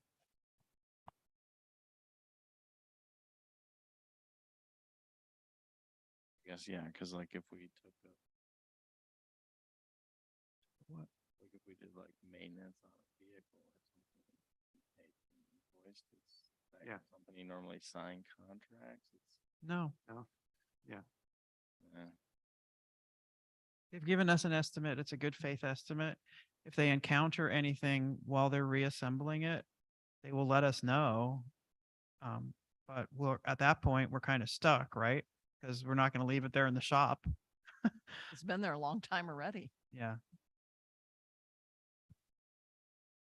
This whole thing has been kind of awkward to navigate because of the fact that it's not our insurance, in order to keep the premiums reasonable, is set up so that it's not a replacement cost. It's a fully depreciated cost.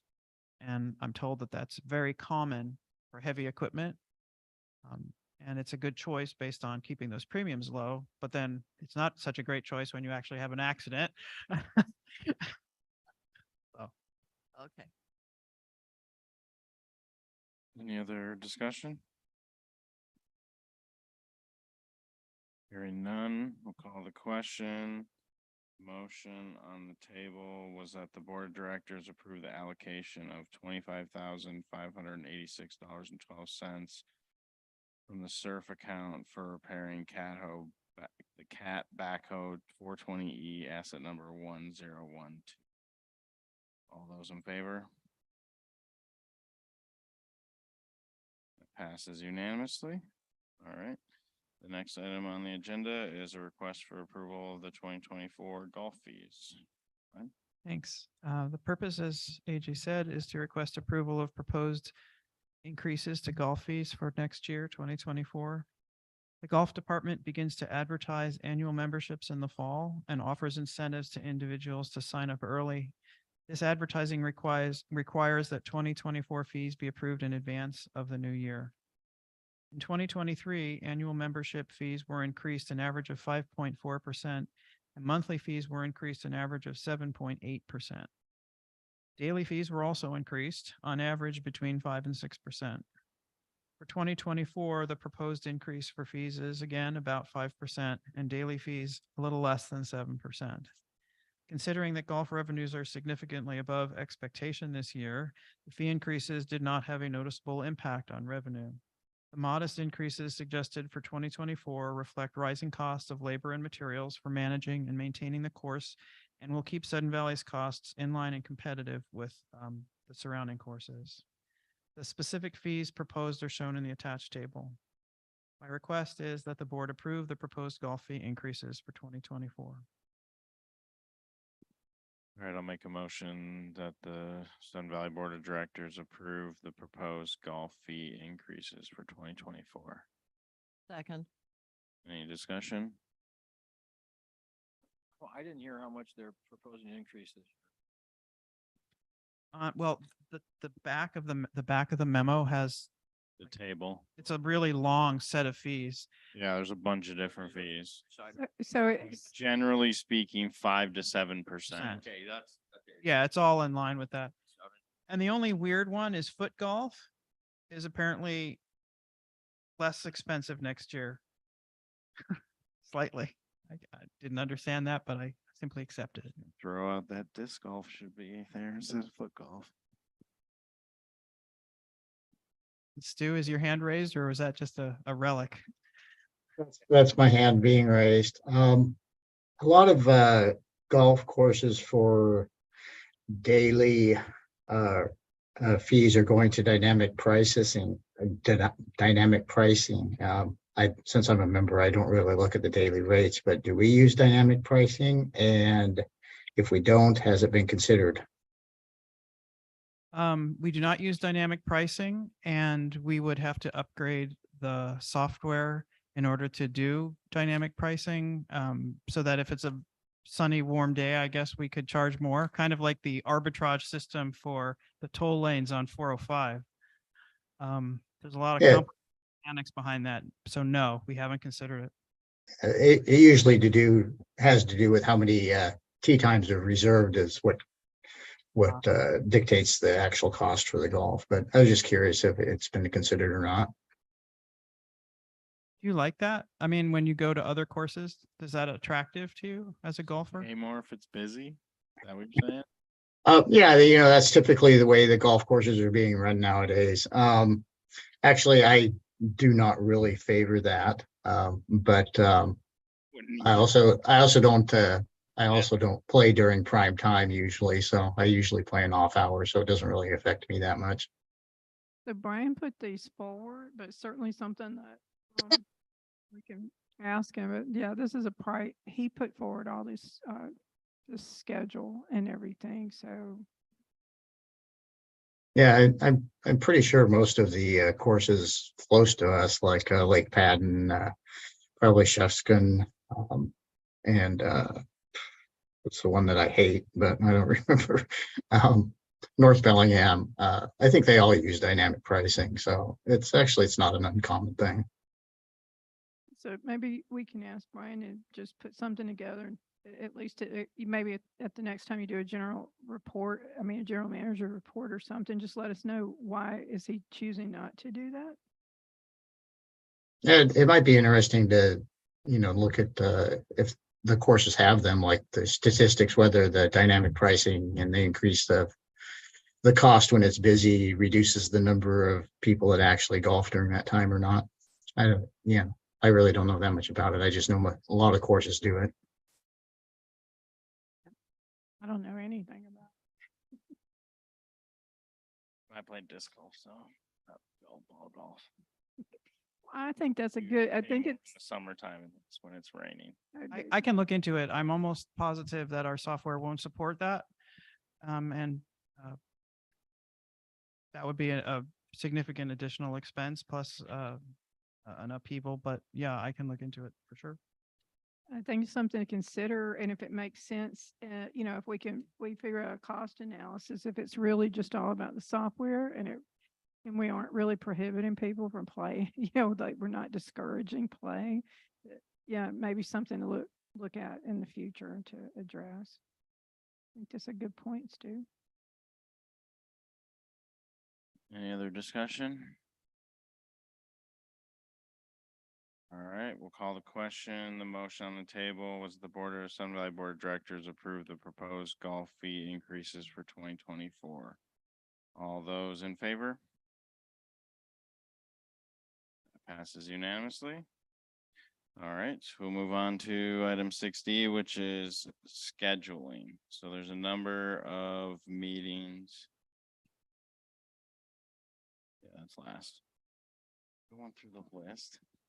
Not hard. So usually this board will schedule a few meetings for the next board. Because they usually need to be called and, well, they're good things too, to inform potential board candidates. So there's an organizational meeting, which is where we select our officers of the board. Typically, it happens immediately following the AGM, and I'm proposing that we follow that same format. It's easiest. It doesn't require us to meet. I think we have to select officers within like 10 days or something like that. So it just requires us to not have to schedule another meeting to meet within 10 days. And so does anyone have any objections to scheduling? Basically, the top of the agenda will say whatever day the AGM was, I can't remember right now. And instead of having a time, it'll just say immediately following the annual general meeting. The entity will need to select their chair too as well, and then they usually call that meeting to order.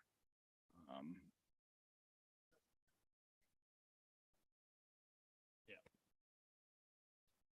And so, and then, okay, so we're all in agreement then that we'll schedule the organizational meeting and get an agenda posted, which is just selecting president, vice president, treasurer, secretary.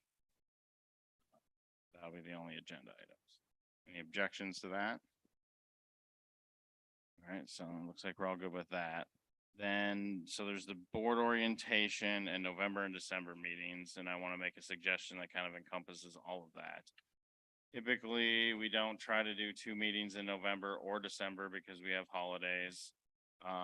What I'm suggesting is in November, and this gives us some time to schedule it with Richard and other people too.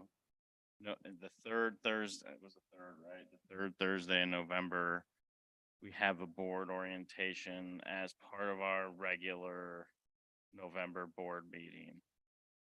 Basically just focusing mostly on board orientation. If there's something very minor that needs to get brought forward, you know, by Joanna, it can, but we'll keep it mostly to that. And then December would be the second Thursday only, no 4th Thursday. So November would just be the one meeting on November 16th. Is that what you're saying? Yes, is that the Yeah. 3rd Thursday? Yes, Okay, so that gives us, what day is the AGM again? the 4th.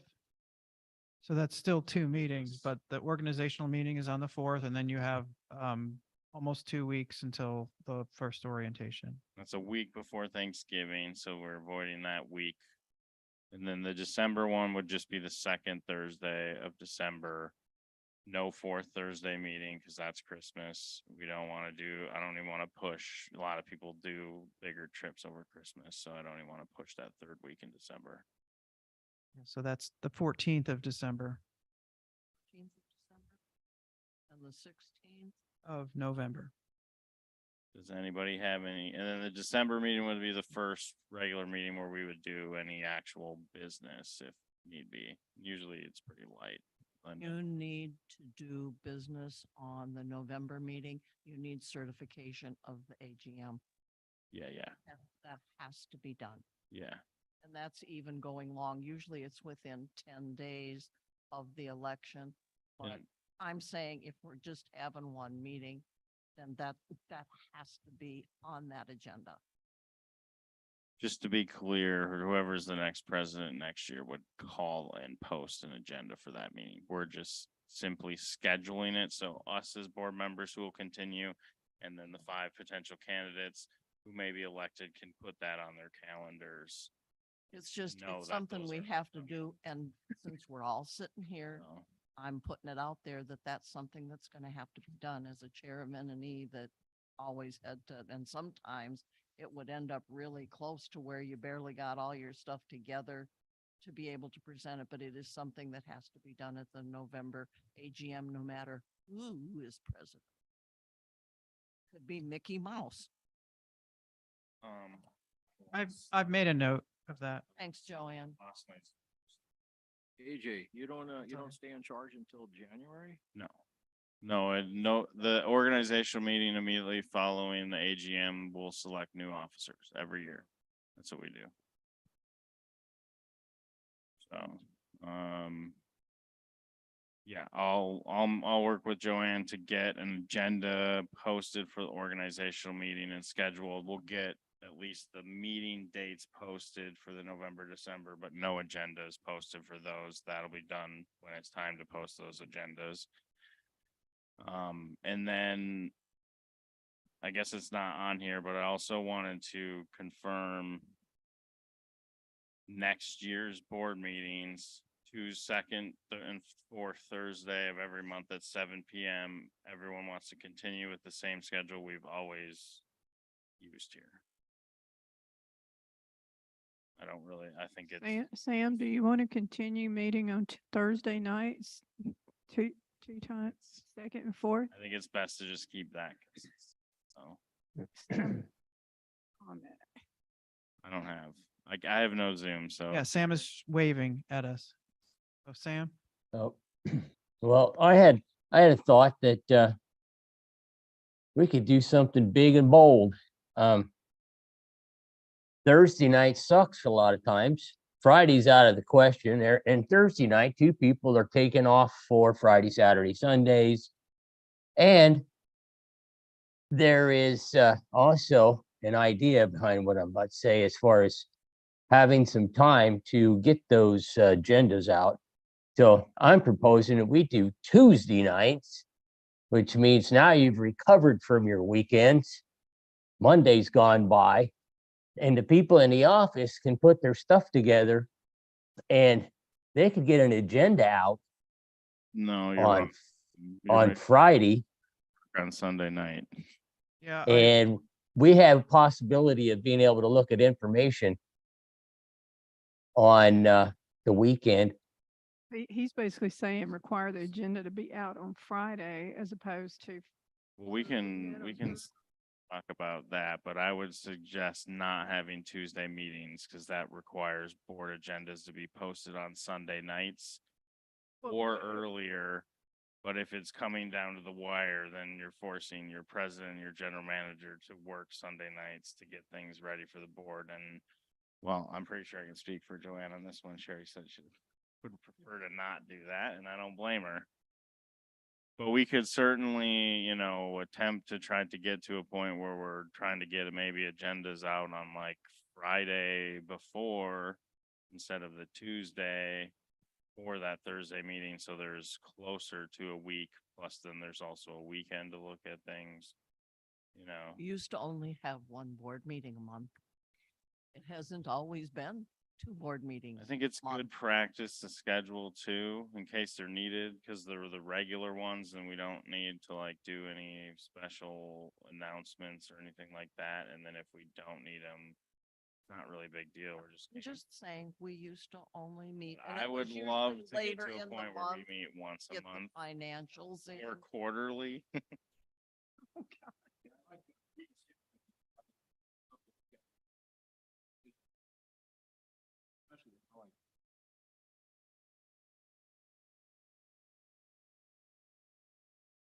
Kind of like the Tuesday personally. I mean, I'll defer to whatever the majority is, but I kind of like the Tuesday idea too.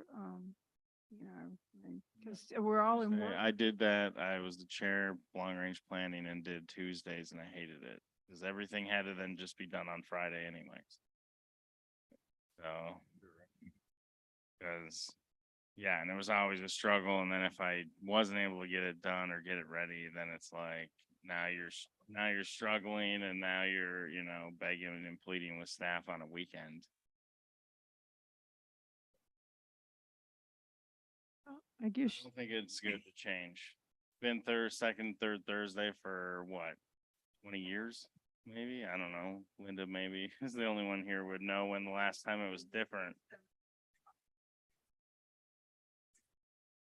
Oh, nobody wants a Monday. Gonna come here on Monday night after work? and then that's Okay. Yeah, I'm missing Big Brother. So everyone's good with second and fourth Thursdays. Is there any objections? Is anyone gonna actually object? Please don't. All right, we have the financial reports is the last item then. I'll pass it over to Joel.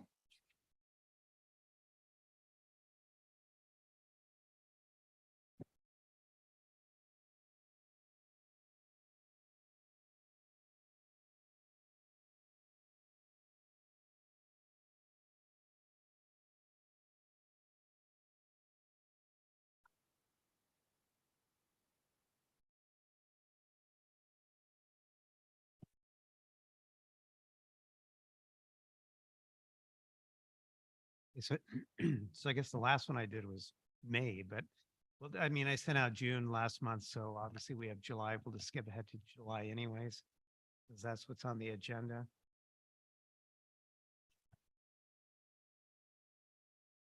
And like I always do, I always start off with the balance sheet. So I'll just cover really the only couple changes that show up on the balance sheet that maybe, yeah, this is July. I mean, just in case you're wondering, so you might see a couple of new line items that, like, for example, in current assets, we have operating lease right of use assets. And you'll see the exact same amount down here in the operating lease liability. So it's those, basically these two lines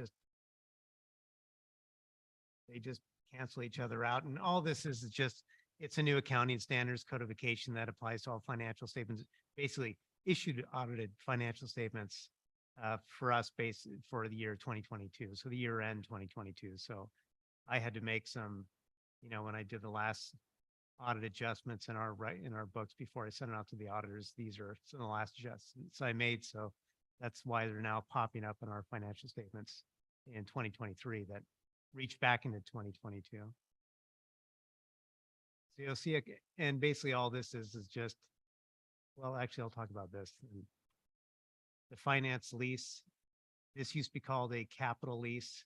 So now this is just literally just verbiage. Now they're called finance leases instead. And then you'll see another line item that says finance right of use assets. So basically this is a breakout of, these were the capital, the capital leases. These would have been the old capital lease assets. Now they're called finance right of use assets, which are just the golf carts and the turf equipment that were approved back in, I believe, 2021, 2022 in there. And obviously this is just the book value less the depreciation, just the net amount of that. But in terms of for the operating right of use assets, all this is basically just to put it in a really fast nutshell, these are our copier leases. So basically all our copier leases that are not capital leases that are now called finance leases, but they're the copier leases that we just have to record. Basically, we just have to show in a sense, like a kind of a book value of what those operating leases would be. But then we have a corresponding lease liability, which cancels it out anyways. But that's just to conform to an accounting standards codification that, like I said, that now applies to all financial statements issued for us in 2022. And actually for the 2021 column, that's adjusted as well, since but you'll see that when the audited financial statements come out. Other than that, there's really nothing else super exciting going on with the balance sheet. So we'll just go ahead and go right to the most important statement, which is the income statement here. And I'll just cut to the chase. So the good thing is we're doing really well right now. We have a operating net income of 600 and real close to 620,000 that you see right here. In comparison, last year,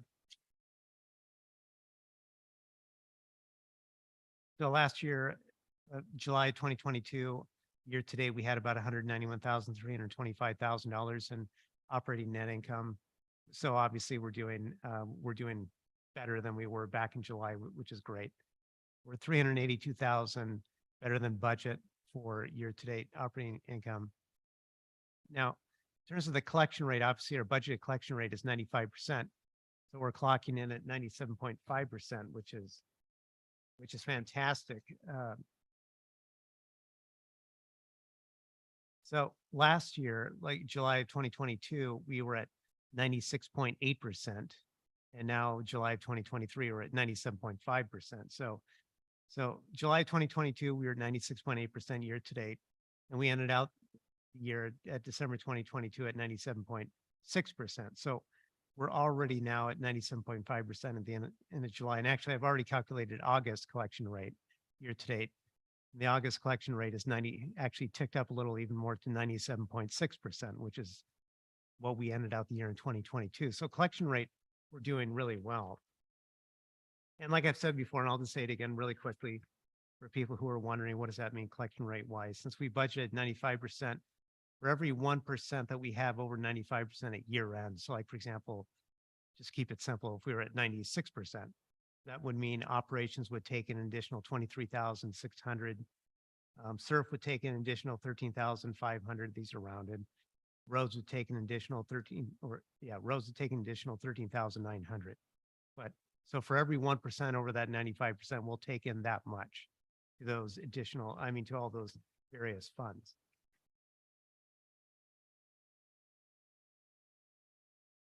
And every single month I do talk about the expense to revenue ratio, which is just, this ratio just means, for every dollar of revenues, how much do we have in expenses? So a lower ratio is obviously better in this case, but so since we have a positive net income, meaning we have a surplus in this case, well, we would expect to see that ratio be obviously lower, less than 100%. If we had a operating net income of nothing, if we were just totally balanced, then that ratio would be 100%, because for every dollar revenues, we would have $1 in expenses. So at the end of July of 2023, it was 77.9%. At the end of June, it was 79.4%. So obviously it dropped a little in July, which is good. We want this to go down. Obviously, what do we budget for? So the 2024 budget is 100%, meaning we have for all the revenues we budgeted for, we have expenses to offset that, or you could see it the other way around. July 2022, we were at 92.3%. So we would expect to see that higher since we had a lower net income. And then, real quickly, I'll just, if you're in terms of better than budget by 382,000, obviously you can see right here real quickly, this operations better, worse column, you can see what really contributed to that. So obviously another 35,500 for dues income, another 11,000 obviously for the rec special assessment, since we came in over budget during rec special assessment cut off at the end of May, but we were over, we were better than budget collection rate wise, we took in more. Golf income, close to 208,000. Marine income, additional 24,000 more than what we budgeted for. And then you can see like the major expense categories, obviously we're under budget, which we would expect to see right now, salaries and benefits, since we have some unfilled positions through July. So like the biggest departments would be admin, golf actually had some vacancies, and obviously ACC security.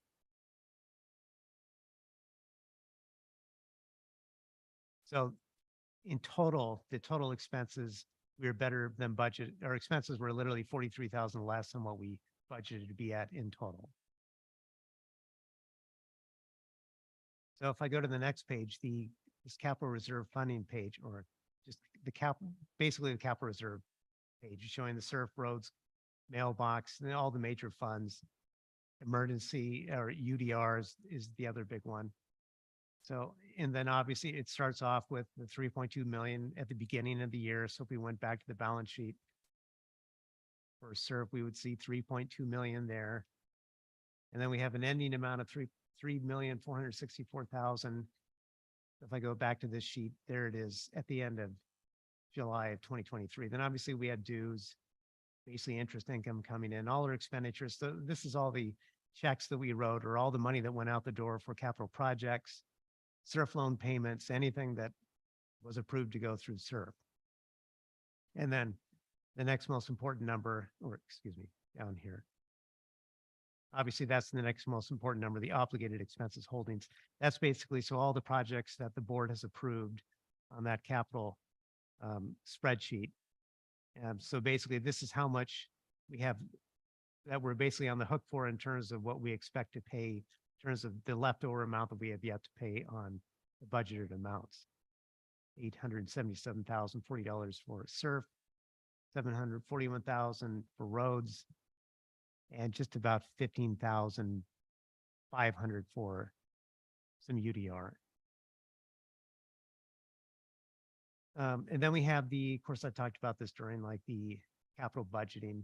Then we have the recommended carryover balance, just the amount that we don't want to spend below, in a sense, 600,000 for SURF, 500,000 for roads, gives us what we project to have usable cash at the end of the year for SURF, about 2.4 million, then about 1.7 million for roads, the two biggest funds.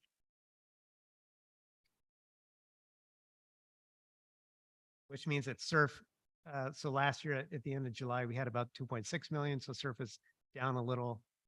Roads, we had about 1.45 million at the end of July 2022. So roads is actually up compared to where we were last year. But these are all just a function of all the projects coming through and being approved and being spent versus all the dues that we're taking in and interest income and so forth. Then the next couple of pages, this is showing you, I'm going to skip this page. This is just for the month only for July, in case you're interested. You could go back to that one, but we'll go to the year-to-date page. So this is just another way to look at the income statement. And this is showing you in terms of what department is responsible for all of that income that I pointed out. That, so you remember that number, 619,637 of operational surplus. And then this breaks down what department is responsible for contributing, or, the expenses or revenues. Obviously, we'll talk about golf, since this is our biggest revenue center right here.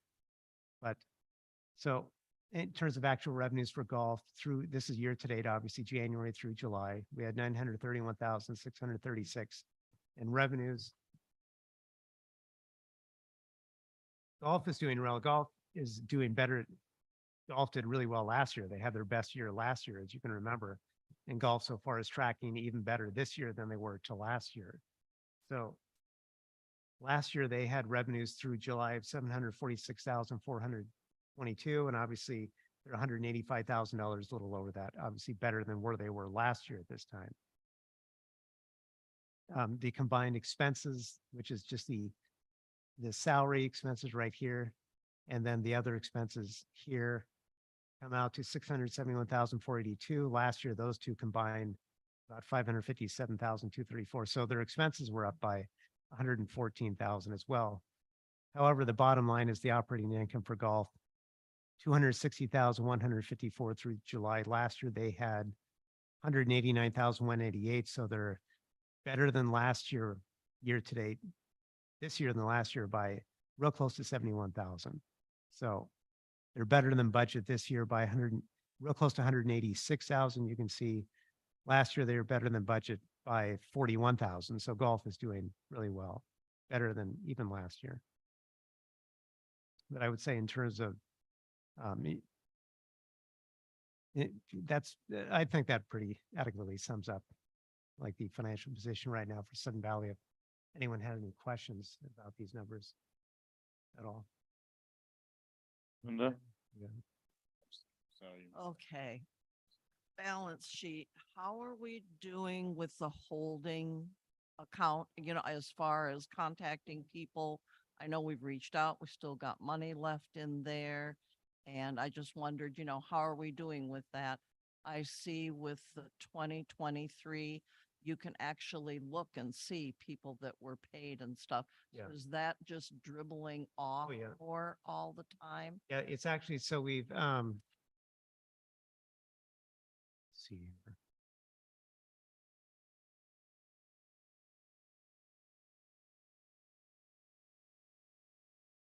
So back on the capital reserve fund sheet, so this individual column right here, which is now Surf Capital Reserve Holding Cash, so you can see that's where the amount is. So we had 262,000 at the end of the year for 2022. So you can see that we paid out, about $50,700 more to people over the year. And so basically, so we're not closing this, meaning like someone can contact us at any time. So we're going to we're going to just keep this open. And we do get submissions to us that's been coming in, but you're right, in terms of the big push from people has basically, we've exhausted that. So it's really been trickling down now at this point. But if people are reaching out to us rather than us reaching out to them, that's what I was That's curious right. about. Yeah. Okay, here comes my big question, folks. So why are we still keeping track of the rec special assessment on the balance sheet? And you have them with a minus 42,000. Well, We shouldn't, here's my problem. Our bylaws say that on the completion of that, which was the 31st of May, that when that's done, any excess funds will be considered common surplus. Now, every year since 2018, we've either had a positive surplus at the end of the year that I'm assuming has gone into cash at hand because it Yeah. hasn't been rolled over. Right. And some years have been bad.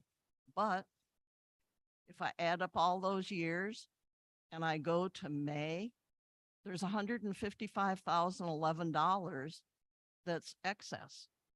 And it says that this is common surplus and shall be at the discretion of the board, either be returned to the unit owners or applied as a credit toward future assessments. And it's like, we're sitting in here and we're doing our finances like we're still collecting those, and we shouldn't be. No, it's still going to show up on these reports, number one, and addressing what you're talking about, Linda, there's a lot of expenditures that we didn't put inside that line. But if you're really wanting to try to refund that back as if there's a surplus, it's not. There is actually, it is definitely not a surplus. We actually, out of our other portion of our budget, have been covering parks and all of these additional expenditures for recreation staff, marina fees, everything that there's this whole parks and recs and pools program. So all of these extra benefits that have been associated with that over the last year and a half haven't all been covered under there. We've also been putting them under other additional cost. So, I mean, if you want us to actually calculate all that out, you're actually not going to have a surplus. But if that's what you want to do, It's what it is. and I want, it's what the bylaws say. well, we're not even completed with the year, and there will not be a surplus in that account for that facility. So if we start back and then we look at how much this association has contributed through regular dues, including last year, that covered the additional expenditures of all of the staffing and all of the other expenses associated with the pool that don't even come out of that special assessment. But we can do that. We can definitely put it together. I'm not sure why you want to do that, but absolutely we can do that. And what you're going to see, though, is what I'm saying, which is not a surplus.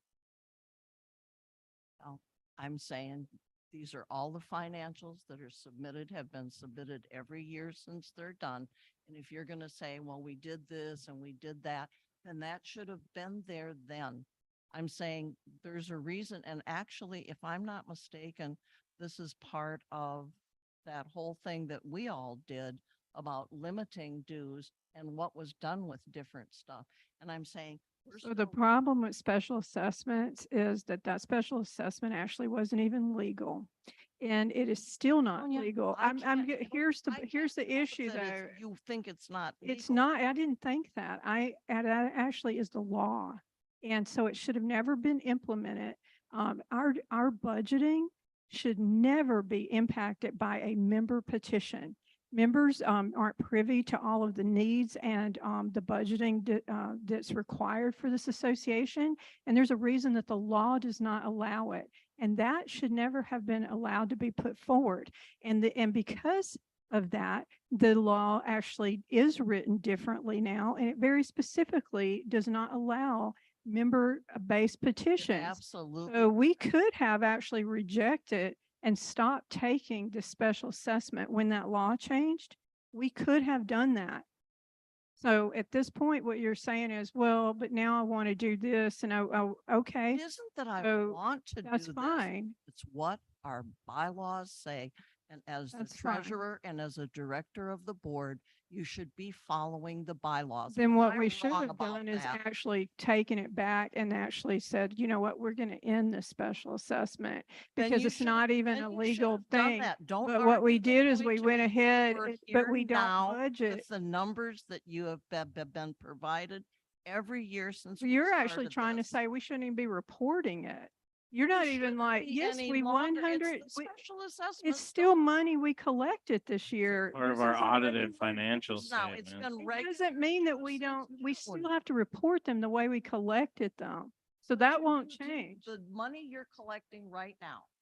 and It since isn't June reported is under not there. a special And it assessment. isn't reported as that. Our money that this is only this is accounted for the money that was collected as a special assessment. So that will continue to show on that, $42,000. that will continue to show on this document until the end of the year. But you keep increasing it, and I'm saying you're not collecting at the special assessment any longer. No, we're not. But there are members that are in arrears that we still have to collect for, and that goes on to that bad debt expenses, which And that also goes in- alters and it that. goes into the UDR then if it's back before that. It still impacts that line item that you're talking about. And you have just diddly dink amounts, but then you have all of their expenses that you add toward all of that. Well, So it makes it looks like it's. special assessments don't go to UDR, meaning if they did not, and that's the same thing with surf roads, mailboxes. So that portion of it never goes to UDR. That goes directly back to those accounts. The only thing that we put to UDR are operational dues from prior years. But shouldn't we then have revenue for just rec from June on? We do. Meaning like all of that is there in the financial statements, but the amount for the special assessment, of course, is their year-to-date amount.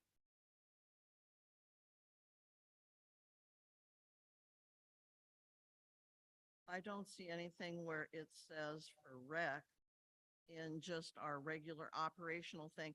I see rec pool special assessment earned, current bad debt, net special assessment dues, but I don't see any regular dues amount put in there. What page are you looking? Well, I don't have a page number, or I would look. I would regular. On the operations by department, and it's just for July.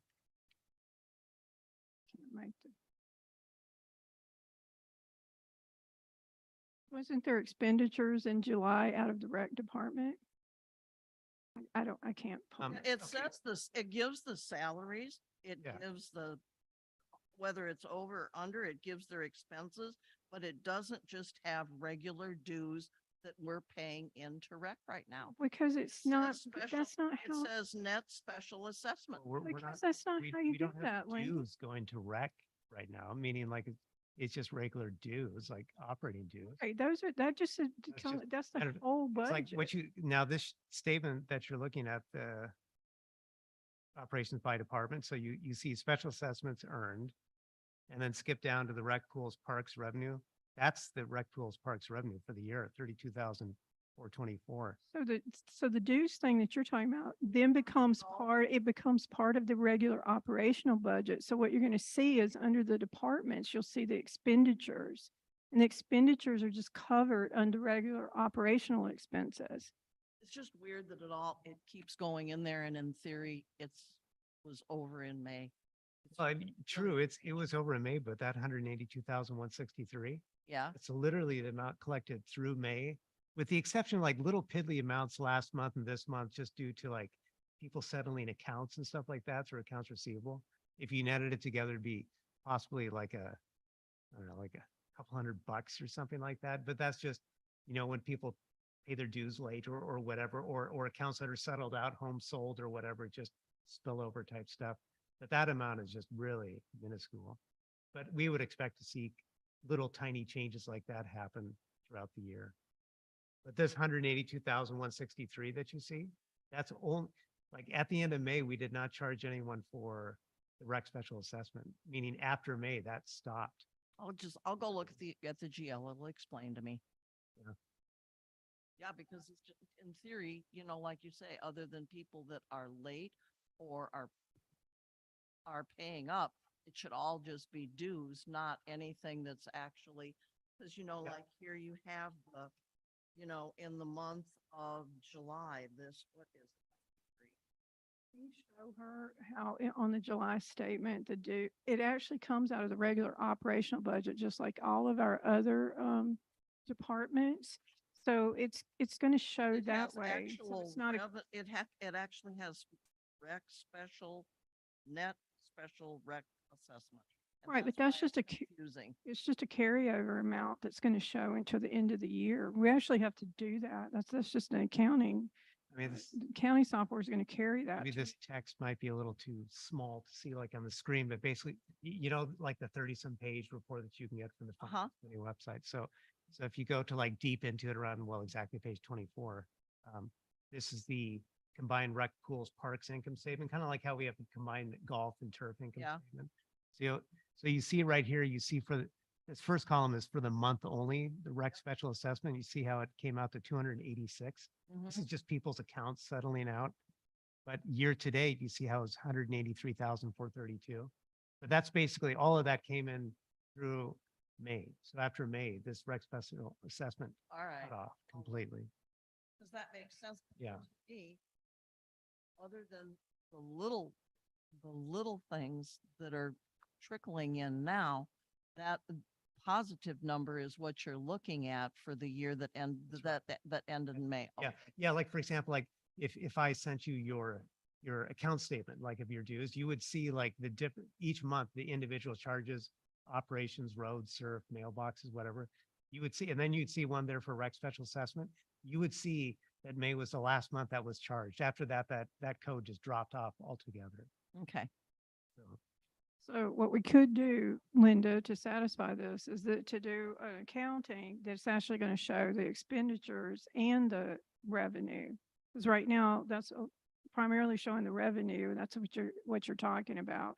And what your concern is that somehow we have profited off of that, even though those are expenditures that go into taking care of the rec department and our parks and our paying our salary. But we can certainly do that, and we can show what the full expenditures were across the board on that, and through the end of when that ended on that date into one Why no? report. And I'm saying every year I went back and looked at all those numbers, and that's why. Because And there's a in- lot of things that like I said, we still, even though technically by definition, they could have been covered under the rec special assessment, the special assessment wasn't taking in enough money to allow us to hire more staff in rec or to do like we started covering parks out of maintenance. So there's a lot of things that we were offsetting out of other departments that we weren't actually utilizing that special assessment for. We actually grew that program bigger than what the special assessment would have paid for. And so we were covering some of these additional expenses out of other departments and not actually using the special assessment for them. But then those parks workers who used to just do the parks got to do maintenance and stuff besides doing the parks, correct? Yeah. But we also hired a lot of additional crew, and they also, their rate of pay went up significantly. So I'm saying that this budget at X dollars, $17 an hour, I think, for 2 parks workers. Instead, we end up with a whole maintenance crew that's working on the parks. Then we also had, when this started, there was only 1 employee in rec. That's expanded. I think it is now, it's the equivalent of 4 FTEs or something like that. So the rec special assessment would not have covered that. Wouldn't cover a lot of these extra expenses that we started covering out of other departments. It just was not. So that's how those fundings worked when It's going to be hard. If you can go back every year and look at that, because that's all I'm looking at is the yearly things that say at the end, this is how much money was taken in. This is how much our payroll was. how much our expenses were. And I'm saying this is just published stuff. And if you're saying now there's all this hidden stuff, like, it's It's kind of not like hidden. We actually There's- discussed how it do I last say year it? when we did There's the budget. unbudgeted stuff that you put in there, then you should have tried to put that in the budget and be able to show that there We was a did. discrepancy every When we year. actually talked about it last year, about how that rec special assessment actually doesn't cover all of those costs. I'll go take a look. So- I've got all the budgets, so that's not a big deal to Right. see where you Keith, accounted you for got your it. hand up. It's going in I circles. just wanted to make an observation and it just seems odd to me, but we have a paid finance director here and a general manager and we direct finance questions to Joel and Sonia. You just seem like to answer an awful lot of them. It's just an observation. I've I'm the noticed it- treasurer. Okay, like I said, I didn't know if it's normal or not, but it just seems like it'd be weird, like having Tyler here. I know a lot about construction. AJ knows a lot, but having Tyler sit here, ask him a question about construction and AJ answer. So I also know a lot about the thing that she's talking about, which is the bylaw limitation, because I actually wrote that bylaw limitation. Well, I'm just saying So- it's been a lot is all. It just seemed odd to me. I Awesome. just observed that's all.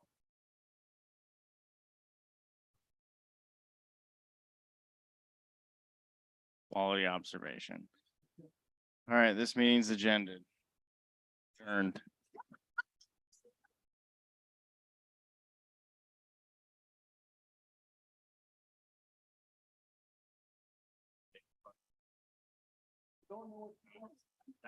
Yeah, you do know what's normal. You were